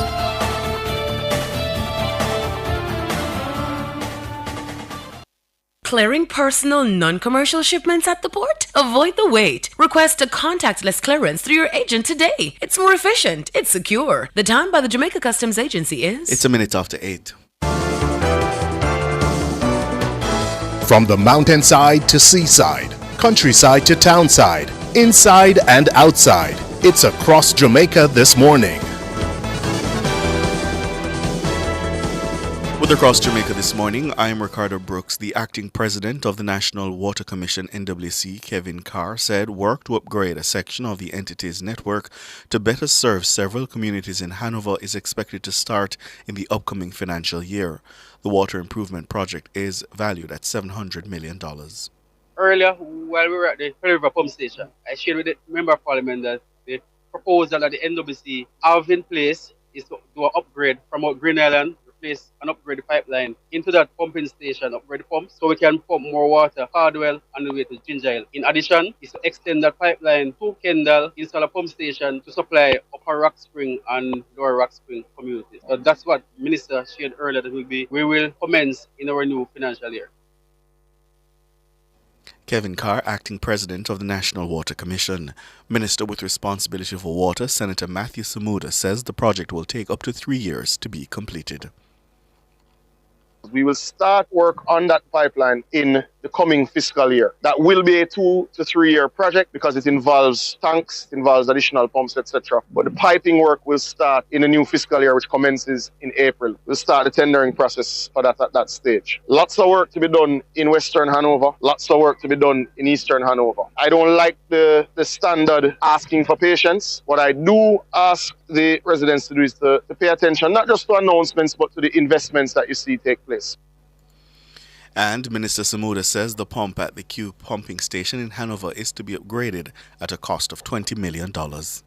This will see a 75 horsepower pump upgraded to a 150 horsepower pump, which will deal with what has been an increase in population in this area. In a sense, this 20 million Jamaican dollar investment will benefit in excess of 4,000 households. We are very happy about that. It obviously will significantly increase the reliability and the capacity of the system to ensure that our citizens in and around this area benefit and get the water that they desperately need and deserve. Senator Matthew Samuda, the minister with responsibility for water. An Ananda alert has been activated for 14-year-old Leanna Longmore of Spanish Town Road in Kingston 11. She is of dark complexion, slim build, and about 152 centimeters or 5 feet tall. Leanna was last seen at home at about 8 in the morning last Thursday, February 1. The Hunts Bay police say her mode of dress at the time she went missing is unknown. All efforts to locate her have proven futile. Anyone knowing the whereabouts of Leanna Longmore is being asked to contact the Hunts Bay Police at 876-923-7111. That's 876-923-7111, the Police 119 emergency number, or the nearest police station. 20 students with hearing impairments who participated in the just concluded Climate Smart Agriculture Greenhouse Production Training Program at the Caribbean Christian Center for the Deaf are now equipped with the requisite certified skills to undertake agricultural engagements within their communities. The intensive 10-week program, which was held at the CCD in Knockpatrick, Manchester, was organized by the Rural Agricultural Development Authority, RADA, in collaboration with the Jamaica Red Cross. The students were presented with their certificates during a graduation ceremony on Friday. The 10-week course covered several topics, including introduction to greenhouse production, crop management and nutrition, integrated pest management, safe use of pesticides, and marketing and farm business management. That's across Jamaica this morning. I'm Ricardo Brooks.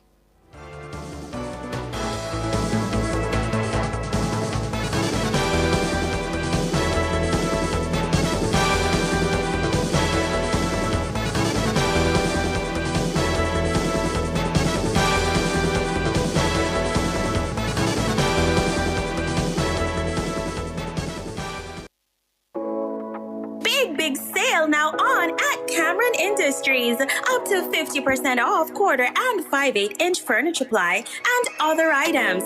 Now available. Termite-resistant furniture ply, granite, quartz, and solid surface countertops. You don't want to miss these amazing deals. Visit us at Hatfield Mandeville or call us at 963-0628. For all your electrical needs, visit ABC Electrical Sales. They stock a wide variety of electrical supplies including plugs, switches, panel boards, and conduits, plus energy-saving fixtures. ABC Electrical Sales stocks brands like GE, Siemens, Phillips, Cutler Hammer, and Allen Bradley. They also offer free island-wide delivery just to suit your needs. Visit them at Shop 8, Hagley Park Plaza, Kingston 10, or call 876-754-3714-5 or 876-754-3825-8. ABC Electrical Sales, for a better choice in the electrical business.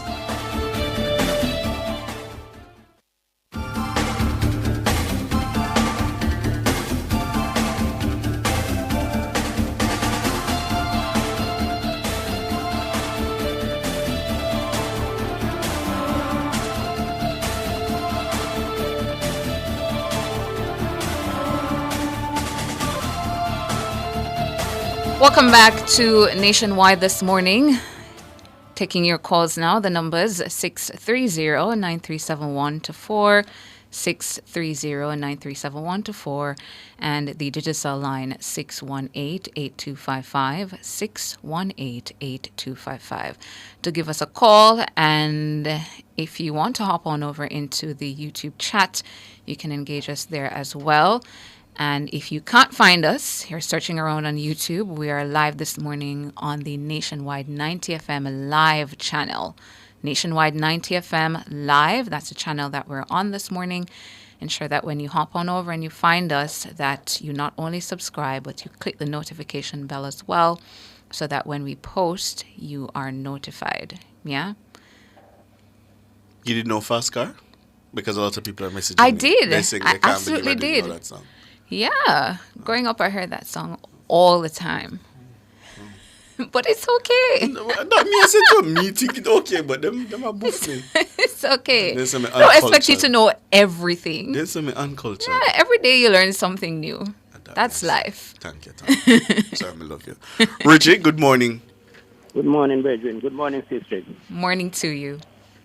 I listen to Abka and the State of Nation debate the other day. And he talk about the sweetheart deal between Bunting Dairy and Golden Company. I didn't know about it. And I talk to a lot of people. they don't have a clue about it. So I want suburban matters to come and educate us about it. You want what? Even the sweetheart deal. No, you said you want what? To do what? You said you want somebody the to do what? From minister. Okay. To educate us about it. Because up to this morning here, I mean, Mark Borden talk about corruption, and that must be corruption. I can't understand. No, Richie, no. What am I saying wrong? What you're saying wrong is that there's no evidence of that. Of what? Of the deal being corrupt. Of the deal being corrupt? Yes, there's no evidence of that. Is there anything else on your mind? Okay. I listened to Dr. Dayton Campbell this morning. Can't hear you. I listened to Dr. Dayton Campbell talking about the government is give 20% to public sector workers, and they take 200%. No, King, we're not hearing Richie at all. Not hearing good? No, you sound far away, Richie. You hear me now better? Yes. Hear me better? I want to remind him the days of Mr. Patton administration. Public sector workers could not get paid when it is due. I'm bring it half pay and 2 pays come to 1. I want to remember of those days. You didn't talking about hospital not having beds. I want to remind them again about the days when 2 baby mothers having babies and 1 bed in Spanish understand. You hear me saying? I want to remind of those. So they talk about corruption. There's no proof that that they can come with to say this government corrupt. There's an allegation. I think they need to come some plans to tell the people what they're going to do to help them more than stop talking about corruption and all these things. Opposing. This time I don't come and tell people no can't do it. Opposing, no go and help no. All right, Richie. Yeah. Thanks for the call. Roger, good morning. Yes, morning, Tana. Yes, good morning. Good morning. All right, I'm calling about a problem. I'm in the Brownstone St. Anne area. I'm calling about a challenge with NWC, right? And admittedly, I haven't called NWC yet, so I must mention that up front. The challenge is that we have not had enough water within in the Brownstone area for the past going almost a week now, right? We tend to have this chronic problem.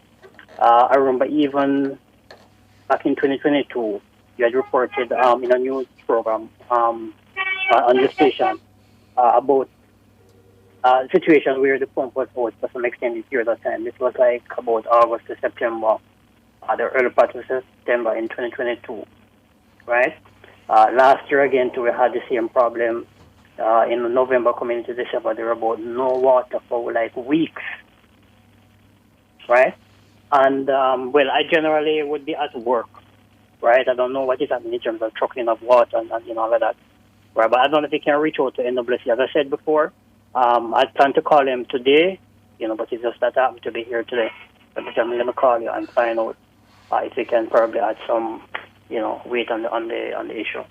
All right. The show that comes up after this one at 9 o'clock, they're actually best suited to assist you, Michelle and Nora. So we hear you. Michelle has taken note of it. But if you want to call back at that time, they're usually better able. But you can leave your contact details with Michelle Rogers. So just hold the line and Michelle will take your details and then give you a call back at 9 for the consumer or with Nora. All right. Thank you, Donna. Yeah, okay, thank you. Cool. Who's next? Carl, good morning. Morning, Donna. Morning to you. Donna, I heard they make a mistake this morning. The Pernell Charles beat Mrs. Duncan Sutherland by over 2,000 votes, Southeast Clarita, not 900. But they can check that place. All right, we will do that. Check it. Thank you. When me go out on duty, me doesn't carry those little vote. You say you carry more than 900? Yeah, me carry more than 9. All right. Anyhow, where Mrs. Duncan Sutherland going now, she shouldn't call her father name. That's the first mistake. That's the name they shouldn't call around Jamaica anymore for now. Unless you're in a family group, you call that name around Jamaica. That name shouldn't call. That's the first mistake Mrs. Sutherland makes. That's the first mistake. Anyhow, if that seat needs any help, we from Southeast Clarendon will go there. Mrs. Sutherland is nobody to be beat. No. But I tell her that. Hey, Hey, you know, easy, no man. Easy, no man. All right, and she gone somewhere else. So where you want left Clarendon and go follow up St. Andrew for? The only money Mr. Sutherland have now. But she doesn't know how to deal with it into politics. Nothing. If anything, we leave Southeast Clarendon. You don't need to leave Southeast. You need to stay down there and work your seat. $15 will go there if there's anything showing any help needed there. But with knowing, don't when you left Excelsior and that left hand side back push right there, go up. Don't need no help. But we can go there. But that's the first thing. The second thing I heard one loose cannon over the weekend was talking about areas that what the loose cannon didn't stop to remember. Julian Robinson was the first PMP hark it up and saying welcome it. And then what's that? The salary increase? The salary increase. I heard somebody over St. Mary chat them out Thursday night and Friday night about it. And I tell the people of Jamaica how price increase. What you need to do, go to our next country, leave Jamaica little, and go into a supermarket and see what is the price for food. So it's not a Jamaica thing that. It's a worldwide thing that. And what if you stop and remember, as Dayton Campbell are talking, Dayton Campbell need to stop in mind and remember, just reflect and go back into history. P.J. Patterson. Every time there was an increase in 18 years, 3%. And one time, in licked to him after when he give the people 3%, him take 103 Dayton Campbell. Go back and remember. And the next thing Dayton Campbell, your leader, suck up his increase. My Prime Minister saying doesn't want it. All right, Carl. So suck up on that Dayton Campbell. Please remember that when you go up on a platform. And thank you for the correction. You're absolutely correct about the September 3 result. The preliminary result was 2,944. So we will correct that error. Thank you, Carl. Mr. Warmington get the highest vote in the last 2020 general election. All right, boss. And you don't need for left Clarendon come and say leave Mrs. Duncan Sutherland alone. If it is needed, we'll put ourselves there. All right. If it is needed. All right. All right, Carl.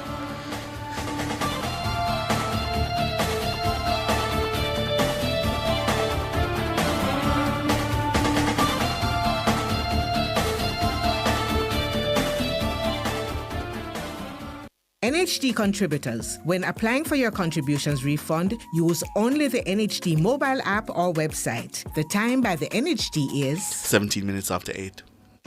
We can light up your world with the rays of the sun, putting pure energy in the palm of your hand. For over 20 years, Fast-Switch has been putting a world of energy in your hands. Now we bring you big savings with our line of solar energy products and LED lighting. Financing now available for all your home and commercial retrofit projects. Consult with our in-house staff or certified professional engineers for all your electrical needs. Fast-Rich lifestyle. It's electric. Fast-Rich, your energy world.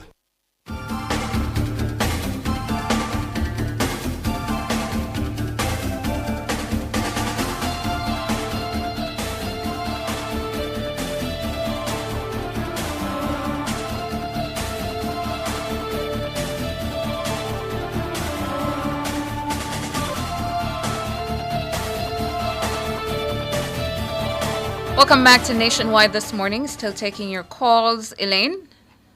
Hello, TT and Ricardo. Good morning to you. Morning. How are you? Fine, thank you. Tell me something.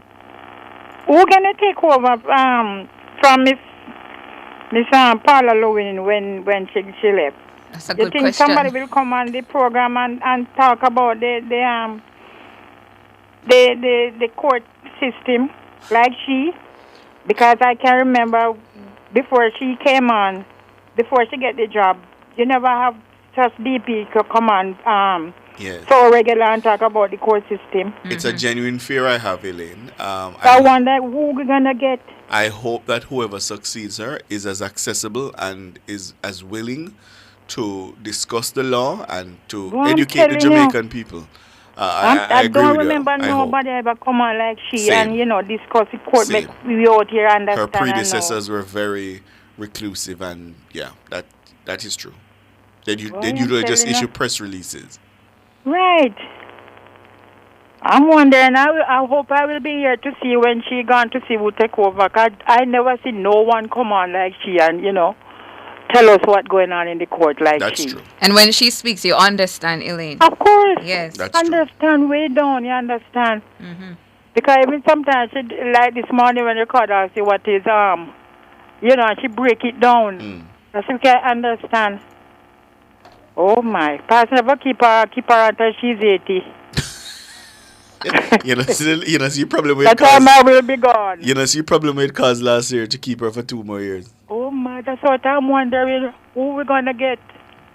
I mean, there are very, very qualified and competent Yes, people they are in the office. qualified Yes. there, but come on, as you call her, she come on and explain.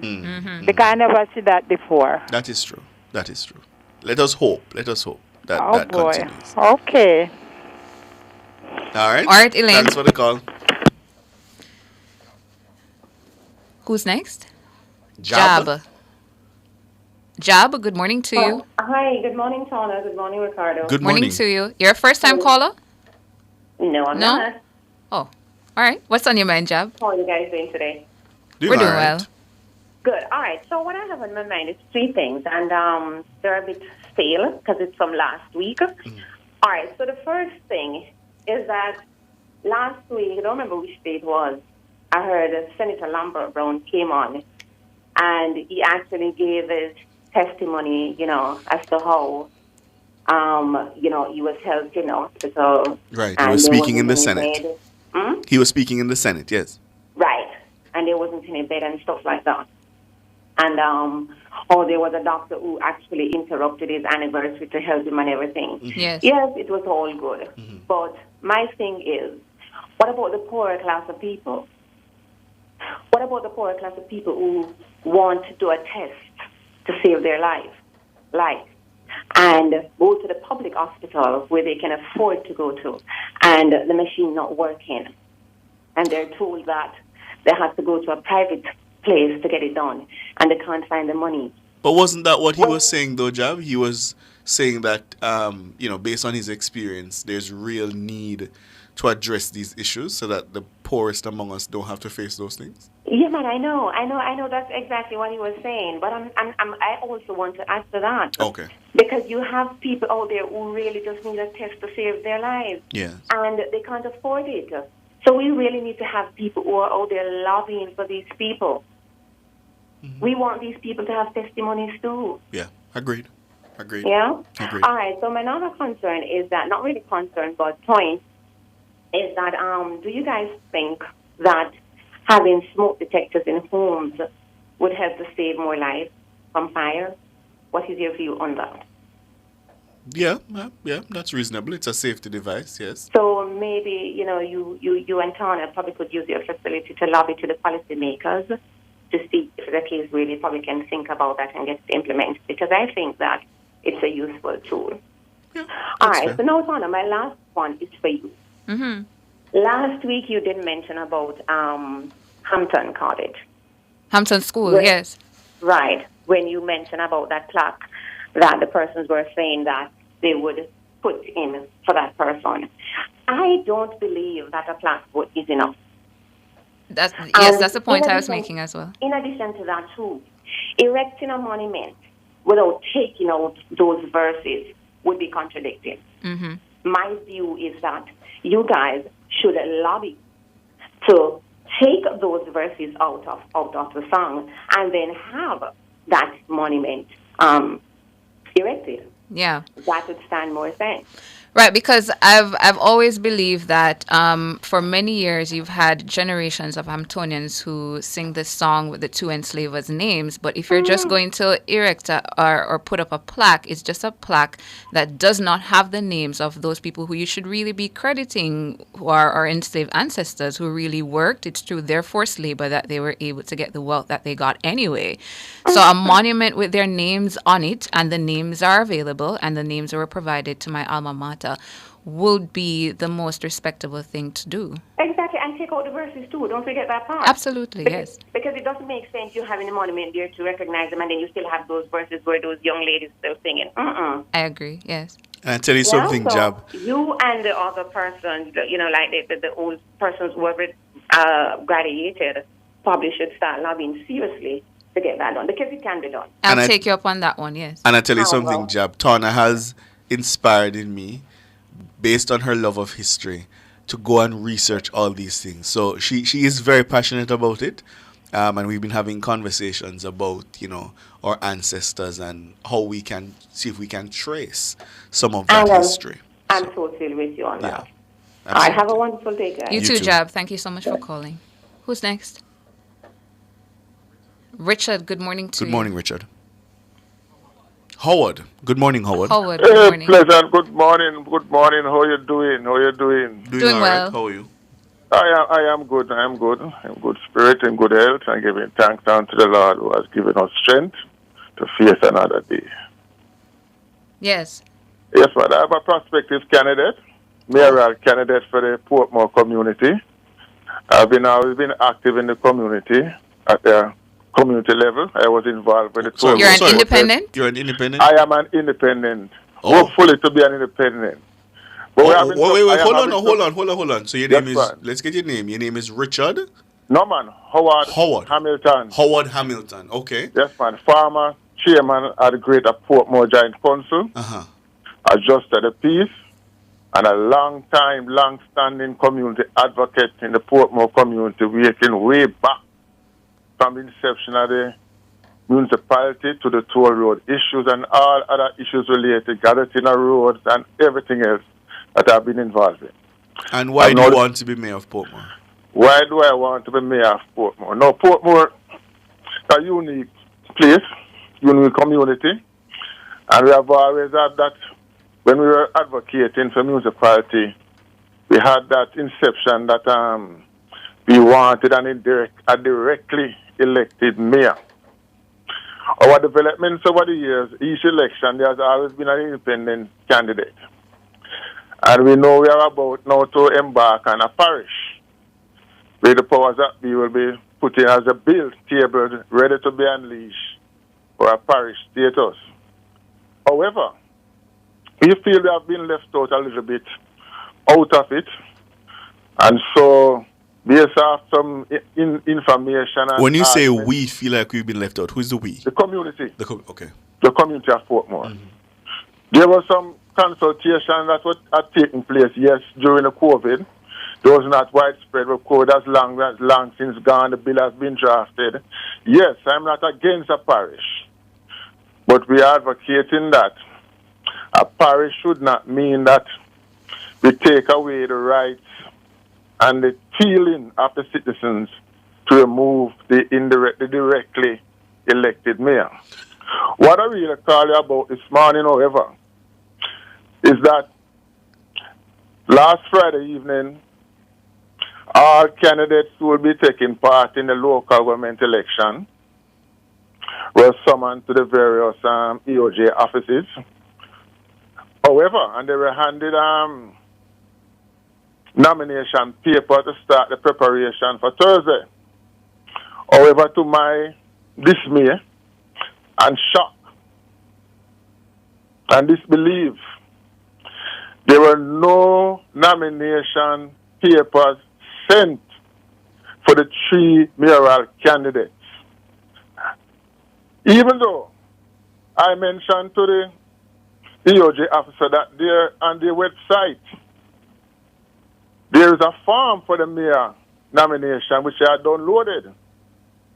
But apparently they're not willing to use that. And to date, as I sit here right now, I'm maybe waiting on a call from the EOJ office representative, the returning officer, to say that they have those nomination papers. But my question is, whenever there's an election that is called in Portmore, there's always mayoral candidates. And so I'm wondering why no nomination papers were sent to the office. And I've been asking that for the last 2 weeks. And I can't get no answer. The EOJ said that they are ready, but what are they ready for? Is the And is it? And I'm just assuming yes, here. man, We'll go have to ahead. find Yes, man, out. ask the question. Yeah, we'll have to find out from the director. I But would need to find that out myself. Is it on the assumption that the candidates would already be running in a division? What again? Is it perhaps on the assumption that the candidates would already be running in a division? No. The mayoral candidates don't run in division. We run across Portmore. So there's a separate ballot and a separate sheet for the mayoral candidate. So the 11 divisions would have their councillors, and they will get their nomination paper, clear them as councillors. However, there's supposed to be another nomination form that will mark for the mayoral candidate. All right, we can try to get an answer for you from the director. Yeah, I would like to find out what is happening there, because I don't know if it's because we're going to parish and there's some suspect. No, I don't. Once we go to parish, I doubt that's it. No, I doubt that's it. I'm saying no. I don't know if there's a connection to the fact that we're going to the parish. No, but that's not happening It's not happening. That's It's not happening now. No, it's not happening now. Precisely. So it couldn't be that. It But could be. I hope not. All right, we're up on the break. I hope not. Thank you very much. No problem. We'll have to And leave I it wait to hear some answers from the EOJ. All right. Mr. Hamilton, please hold the line as well. We'd like to take your contact details. Yes, man. Thank you. Okay. I'll hold. Gonna take a break and come back with more.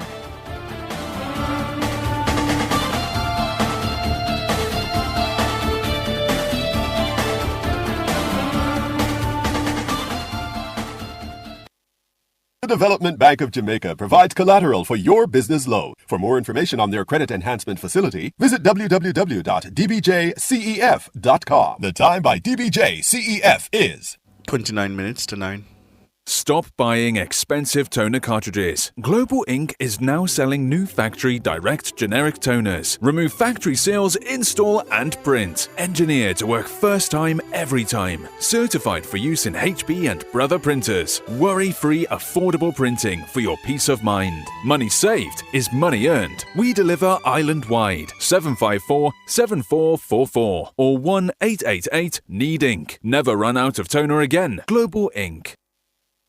Corian Solid Surface, so versatile and beautiful. It's non-porous, no sealing necessary, renewable and repairable, so easy to clean and maintain, and can be thermoformed into any shape. Choose Corian, the #1 solid surface in the world, when you want beauty and the best for your countertop. Visit Home International Limited, located at 104 Constance Ring Road. Telephone 755-1970 or 924-0437.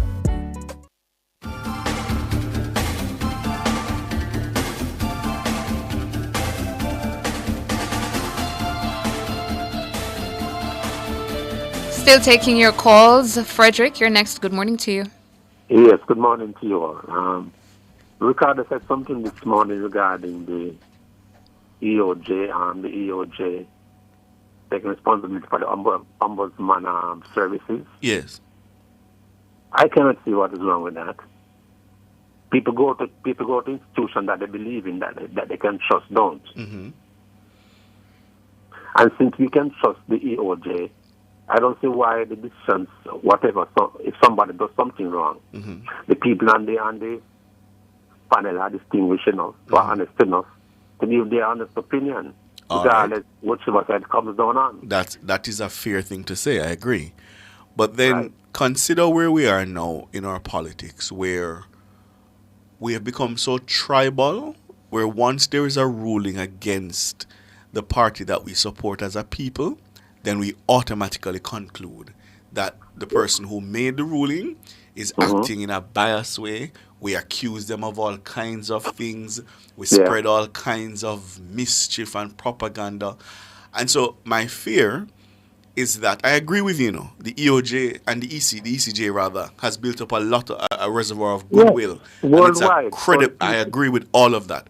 But my fear is that because of what the Ombudsman has to do, it would then put that body, which has been so far above the fray and respected, it would put it down in the gutter with some of all of the nastiness, frankly, that attends to our politics. And Well, hold on. And if you look at the what has happened to the Integrity Commission, I think that's a warning sign. Similarly, a commission of the Parliament, and the way people have attacked it, the way people have painted it as being pro one side, to the point now where I don't even know if it has broad support from the Jamaican people, because it's now seen as partisan. That is because, Mr. Ricardo, because they brought it on themselves, and you agree with that too. The way they're going about things is not right, and people have a conscience, and people of mind, they can think for themselves. And I'm saying, and they are saying this is not right. So that is why the IC is a different kettle of fish than the EOJ right now. And I'm saying, the EOJ decisions are always made on facts and logically, based on what the evidence is saying, right? What I think though is that because the EOJ has teeth, people don't want that to come into being. I think that's what it is. No, but we could have an ombudsman with teeth. The office as it is now could be strengthened. Let me tell you what I believe. The ombudsman is an individual. It's one person that is. No, it's there's an office. There was an office. The ombudsman don't have the reach and the type of investigative capacity that the EOJ and so the question is, my brother, and so the question is, why can't we just build that out? Why can't we build that out? Why can't it? But it's going to cost more. Why do you want to have a separate one office or one person to deal with such a broad spectrum? And another thing is that this don't go on all here. This what? Sorry, I didn't hear that. This what? The politics rhetoric doesn't go on for the entire 5 years. Which is why my proposal, and I think it's something we could explore, is whether we shouldn't just appoint an ombudsman every time we have an election. That to me that would be a wise thing to do, because then that is when you're gonna find people biasing or whatever same bias is happening, because it happened in the previous ombudsman officers. They have been accused, and so why would you think? And so why you think people? Yeah, why you think people wouldn't accuse the ECJ and malign the ECJ? Because the EOJ or the EOC is such a big organization, and its reputation is out there for everybody to see. Nobody can accuse it of being biased. My brother, reputation is easy to gain and hard to gain and easy to lose. I'm just saying we should think it through. We should think it through some more. I think they are capable of doing it, and they say they are, and I believe that they are capable of doing it because they're willing to do that. All right. Thank you. All right. Thank you for the call. I appreciate it. All right. Turning our attention now to the duty forecaster at the Met Service, Clayton Johnson, who is coming on to give us some more information about a cold front that we'll be experiencing over the next 2 days, today and tomorrow. Good morning to you. Hi, good morning. How are you? I'm doing well. How are you? I'm doing great. Thank you so much for joining us here on Nationwide this morning. So, Mr. Johnson, could you give us some more information about what we're in for over the next 2 days? Okay, that's very important. We're having... Hold a second for me, please. Sure.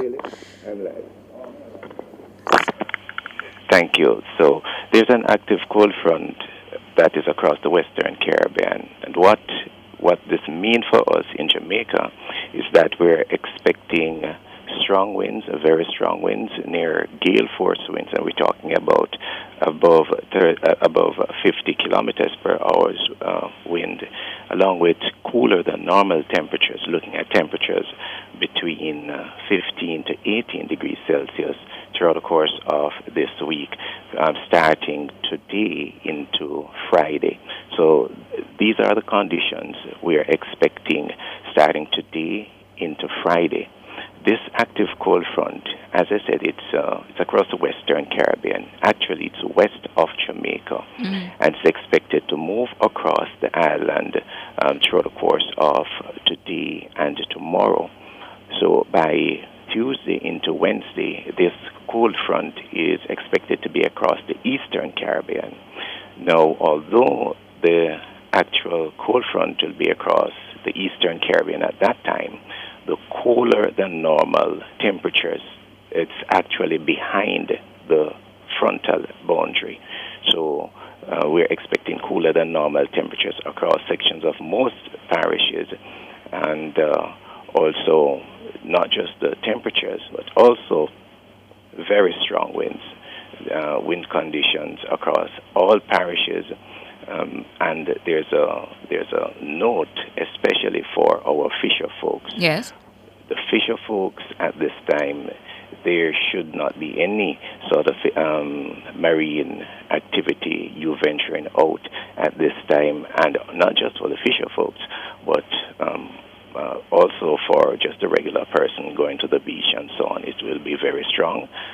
So just for recreational purposes also, we're not really advising that persons venture out even to the beach at this time.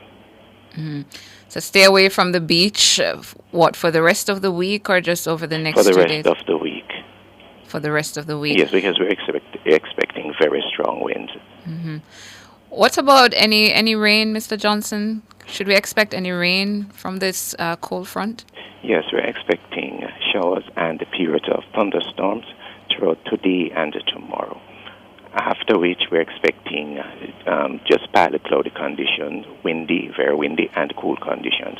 So today into tomorrow, we're expecting periods of isolated showers, thunderstorms across sections of most parishes, but especially southern and the northwestern parishes. Southern meaning, Kingston and St. Andrew, Clarendon, St. Catherine, going all the way back to Manchester, St. Elizabeth, and northwestern St. James, going into Trelawney.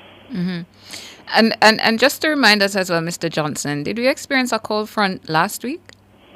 Yes, we experienced a cold front last week. As a matter of fact, this time of the year, expect a frontal system, this sort of weather, every week or every, week and a half. This is the time for this sort of weather. If not moving across the island, moving north of the island. So there are times that you will have the cold front moving north of us, and it will feel a little bit chilly, and the breeze will come from the north, as they say. So if the cold front is not moving across us, it is moving across the central Caribbean. So every week, a week and a half, we're expecting this sort of weather event. Mm-hmm. And just before we let you go, Mr. Johnson, the main advisory coming out of the Met Service this morning in relation to the cold front, you had mentioned fisherfolk. Yes, this active cold front is expected to bring strong winds, very strong winds. They are gale force conditions. You're looking at above 50 kilometers per hour. So fisher folks are not advised to venture out at sea at this time until we issue another advisory, giving them the all clear with respect to marine conditions. And wave heights are expected to be above 3 meters. So we're looking at really serious waves here, and they're not advised to venture out to sea at this time. Mm-hmm. And you also said do not venture out to the beach. Oh, yes, to the beach recreational activities. That's on hold for the rest of, at least until Friday. Mm-hmm. Okay. That's Clayton Johnson, who is the duty forecaster there at the Met Service, telling us about the cold front and giving us those important advisories, right? Do not venture out, fisher folk, as well as if you wanted to go to the beach for this week, you might want to stay home. It's sweater weather. Stay inside. If you have work, bring a jacket with you. It might be a bit chilly. Thank you so much, Mr. Johnson. You're most welcome. You take care. All right, you take care too. Okay, bye. Sweater weather. I do like sweater weather. I did not bring any blazer today, but I have a scarf. I'll remember to bring my blazer tomorrow. Gonna take a break and come back with your birthdays.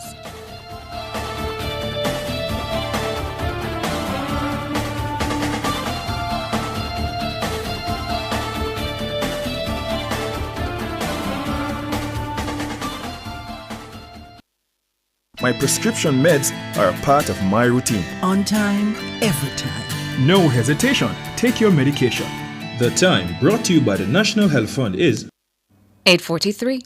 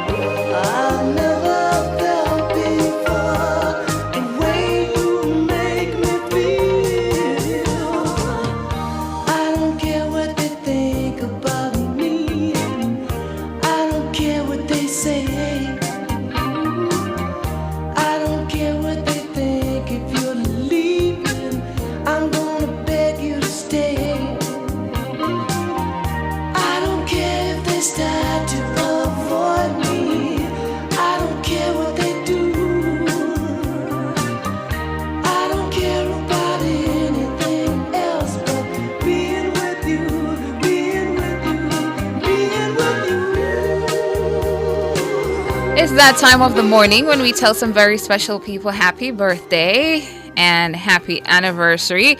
A VIB here, a very important birthday. Happy birthday to Sage Ray Hines. Happy birthday to you, Sage Ray.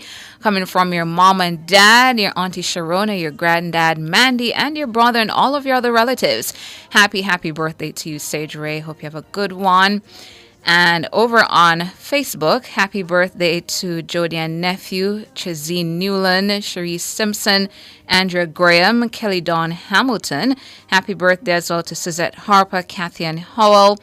And also happy birthday greetings going out to Kamik Stewart, Chelsea Ann, Anadine Mitchell, and Keisha Landell.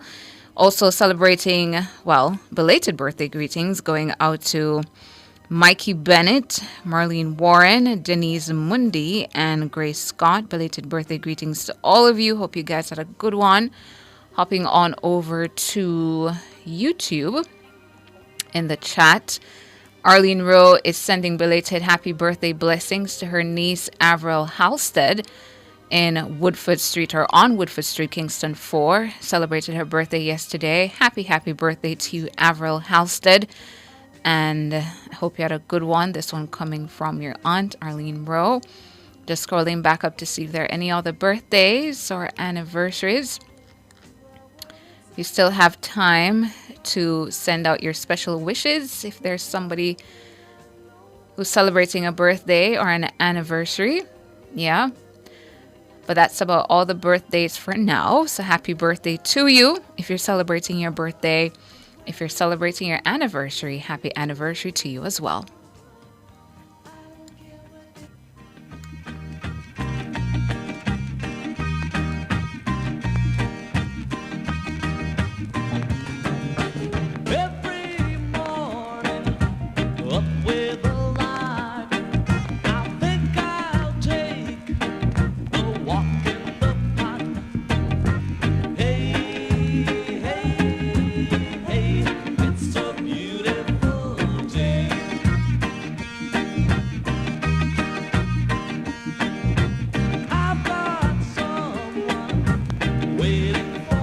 That's another one for you this morning, listeners, from the late Alan Magnus, broadcast giant. What's this one called, Jermaine? Beautiful Day? Yeah, so earlier we played Flying Machine for you, and now this one is called Beautiful Day. Some more birthdays for you. Excuse me. Bali is sending belated birthday greetings to his son, Adai Foster in Philly. Hope I'm pronouncing this right. Happy birthday to you. Hope you have a good one, or hope you had a good one. And Lorraine Young sending happy birthday greetings to Councillor Jodian Hammett. Lorraine is saying to you, Jodian, wishing you a wonderful day. So happy birthday to you, Jodian Hammett. Scrolling to see if there are any more birthdays. No, not anymore. Yeah, could we turn back up that one? Beautiful Day by the late Alan Magnus.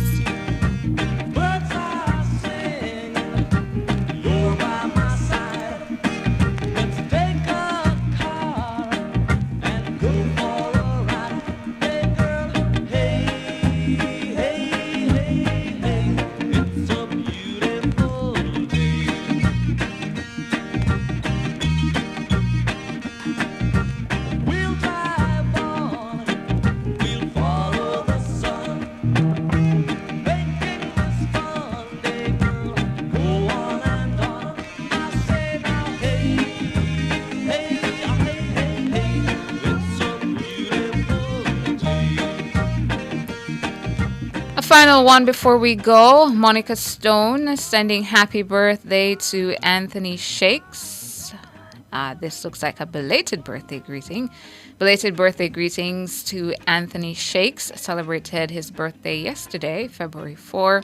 Hope you had a good one, Anthony. So these belated greetings coming from Monica Stone. So that's about it for the show. Thank you so much for tuning in to Nationwide this morning. NTM, the big show. Thank you so much for being in this space with us. Thanks to our technical operator and the musical maestro, Jermaine King, our super producer, Michelle McCrae-Smith, our editor, Cara Powell, deputy executive editor, George Davis. Up next, you have the Consumer Hour with Norgay Banton. And at 10, Cliff Hughes Online, I'm Tawna Thomas. Good morning. You've just heard Nationwide this morning on Nationwide 90 FM.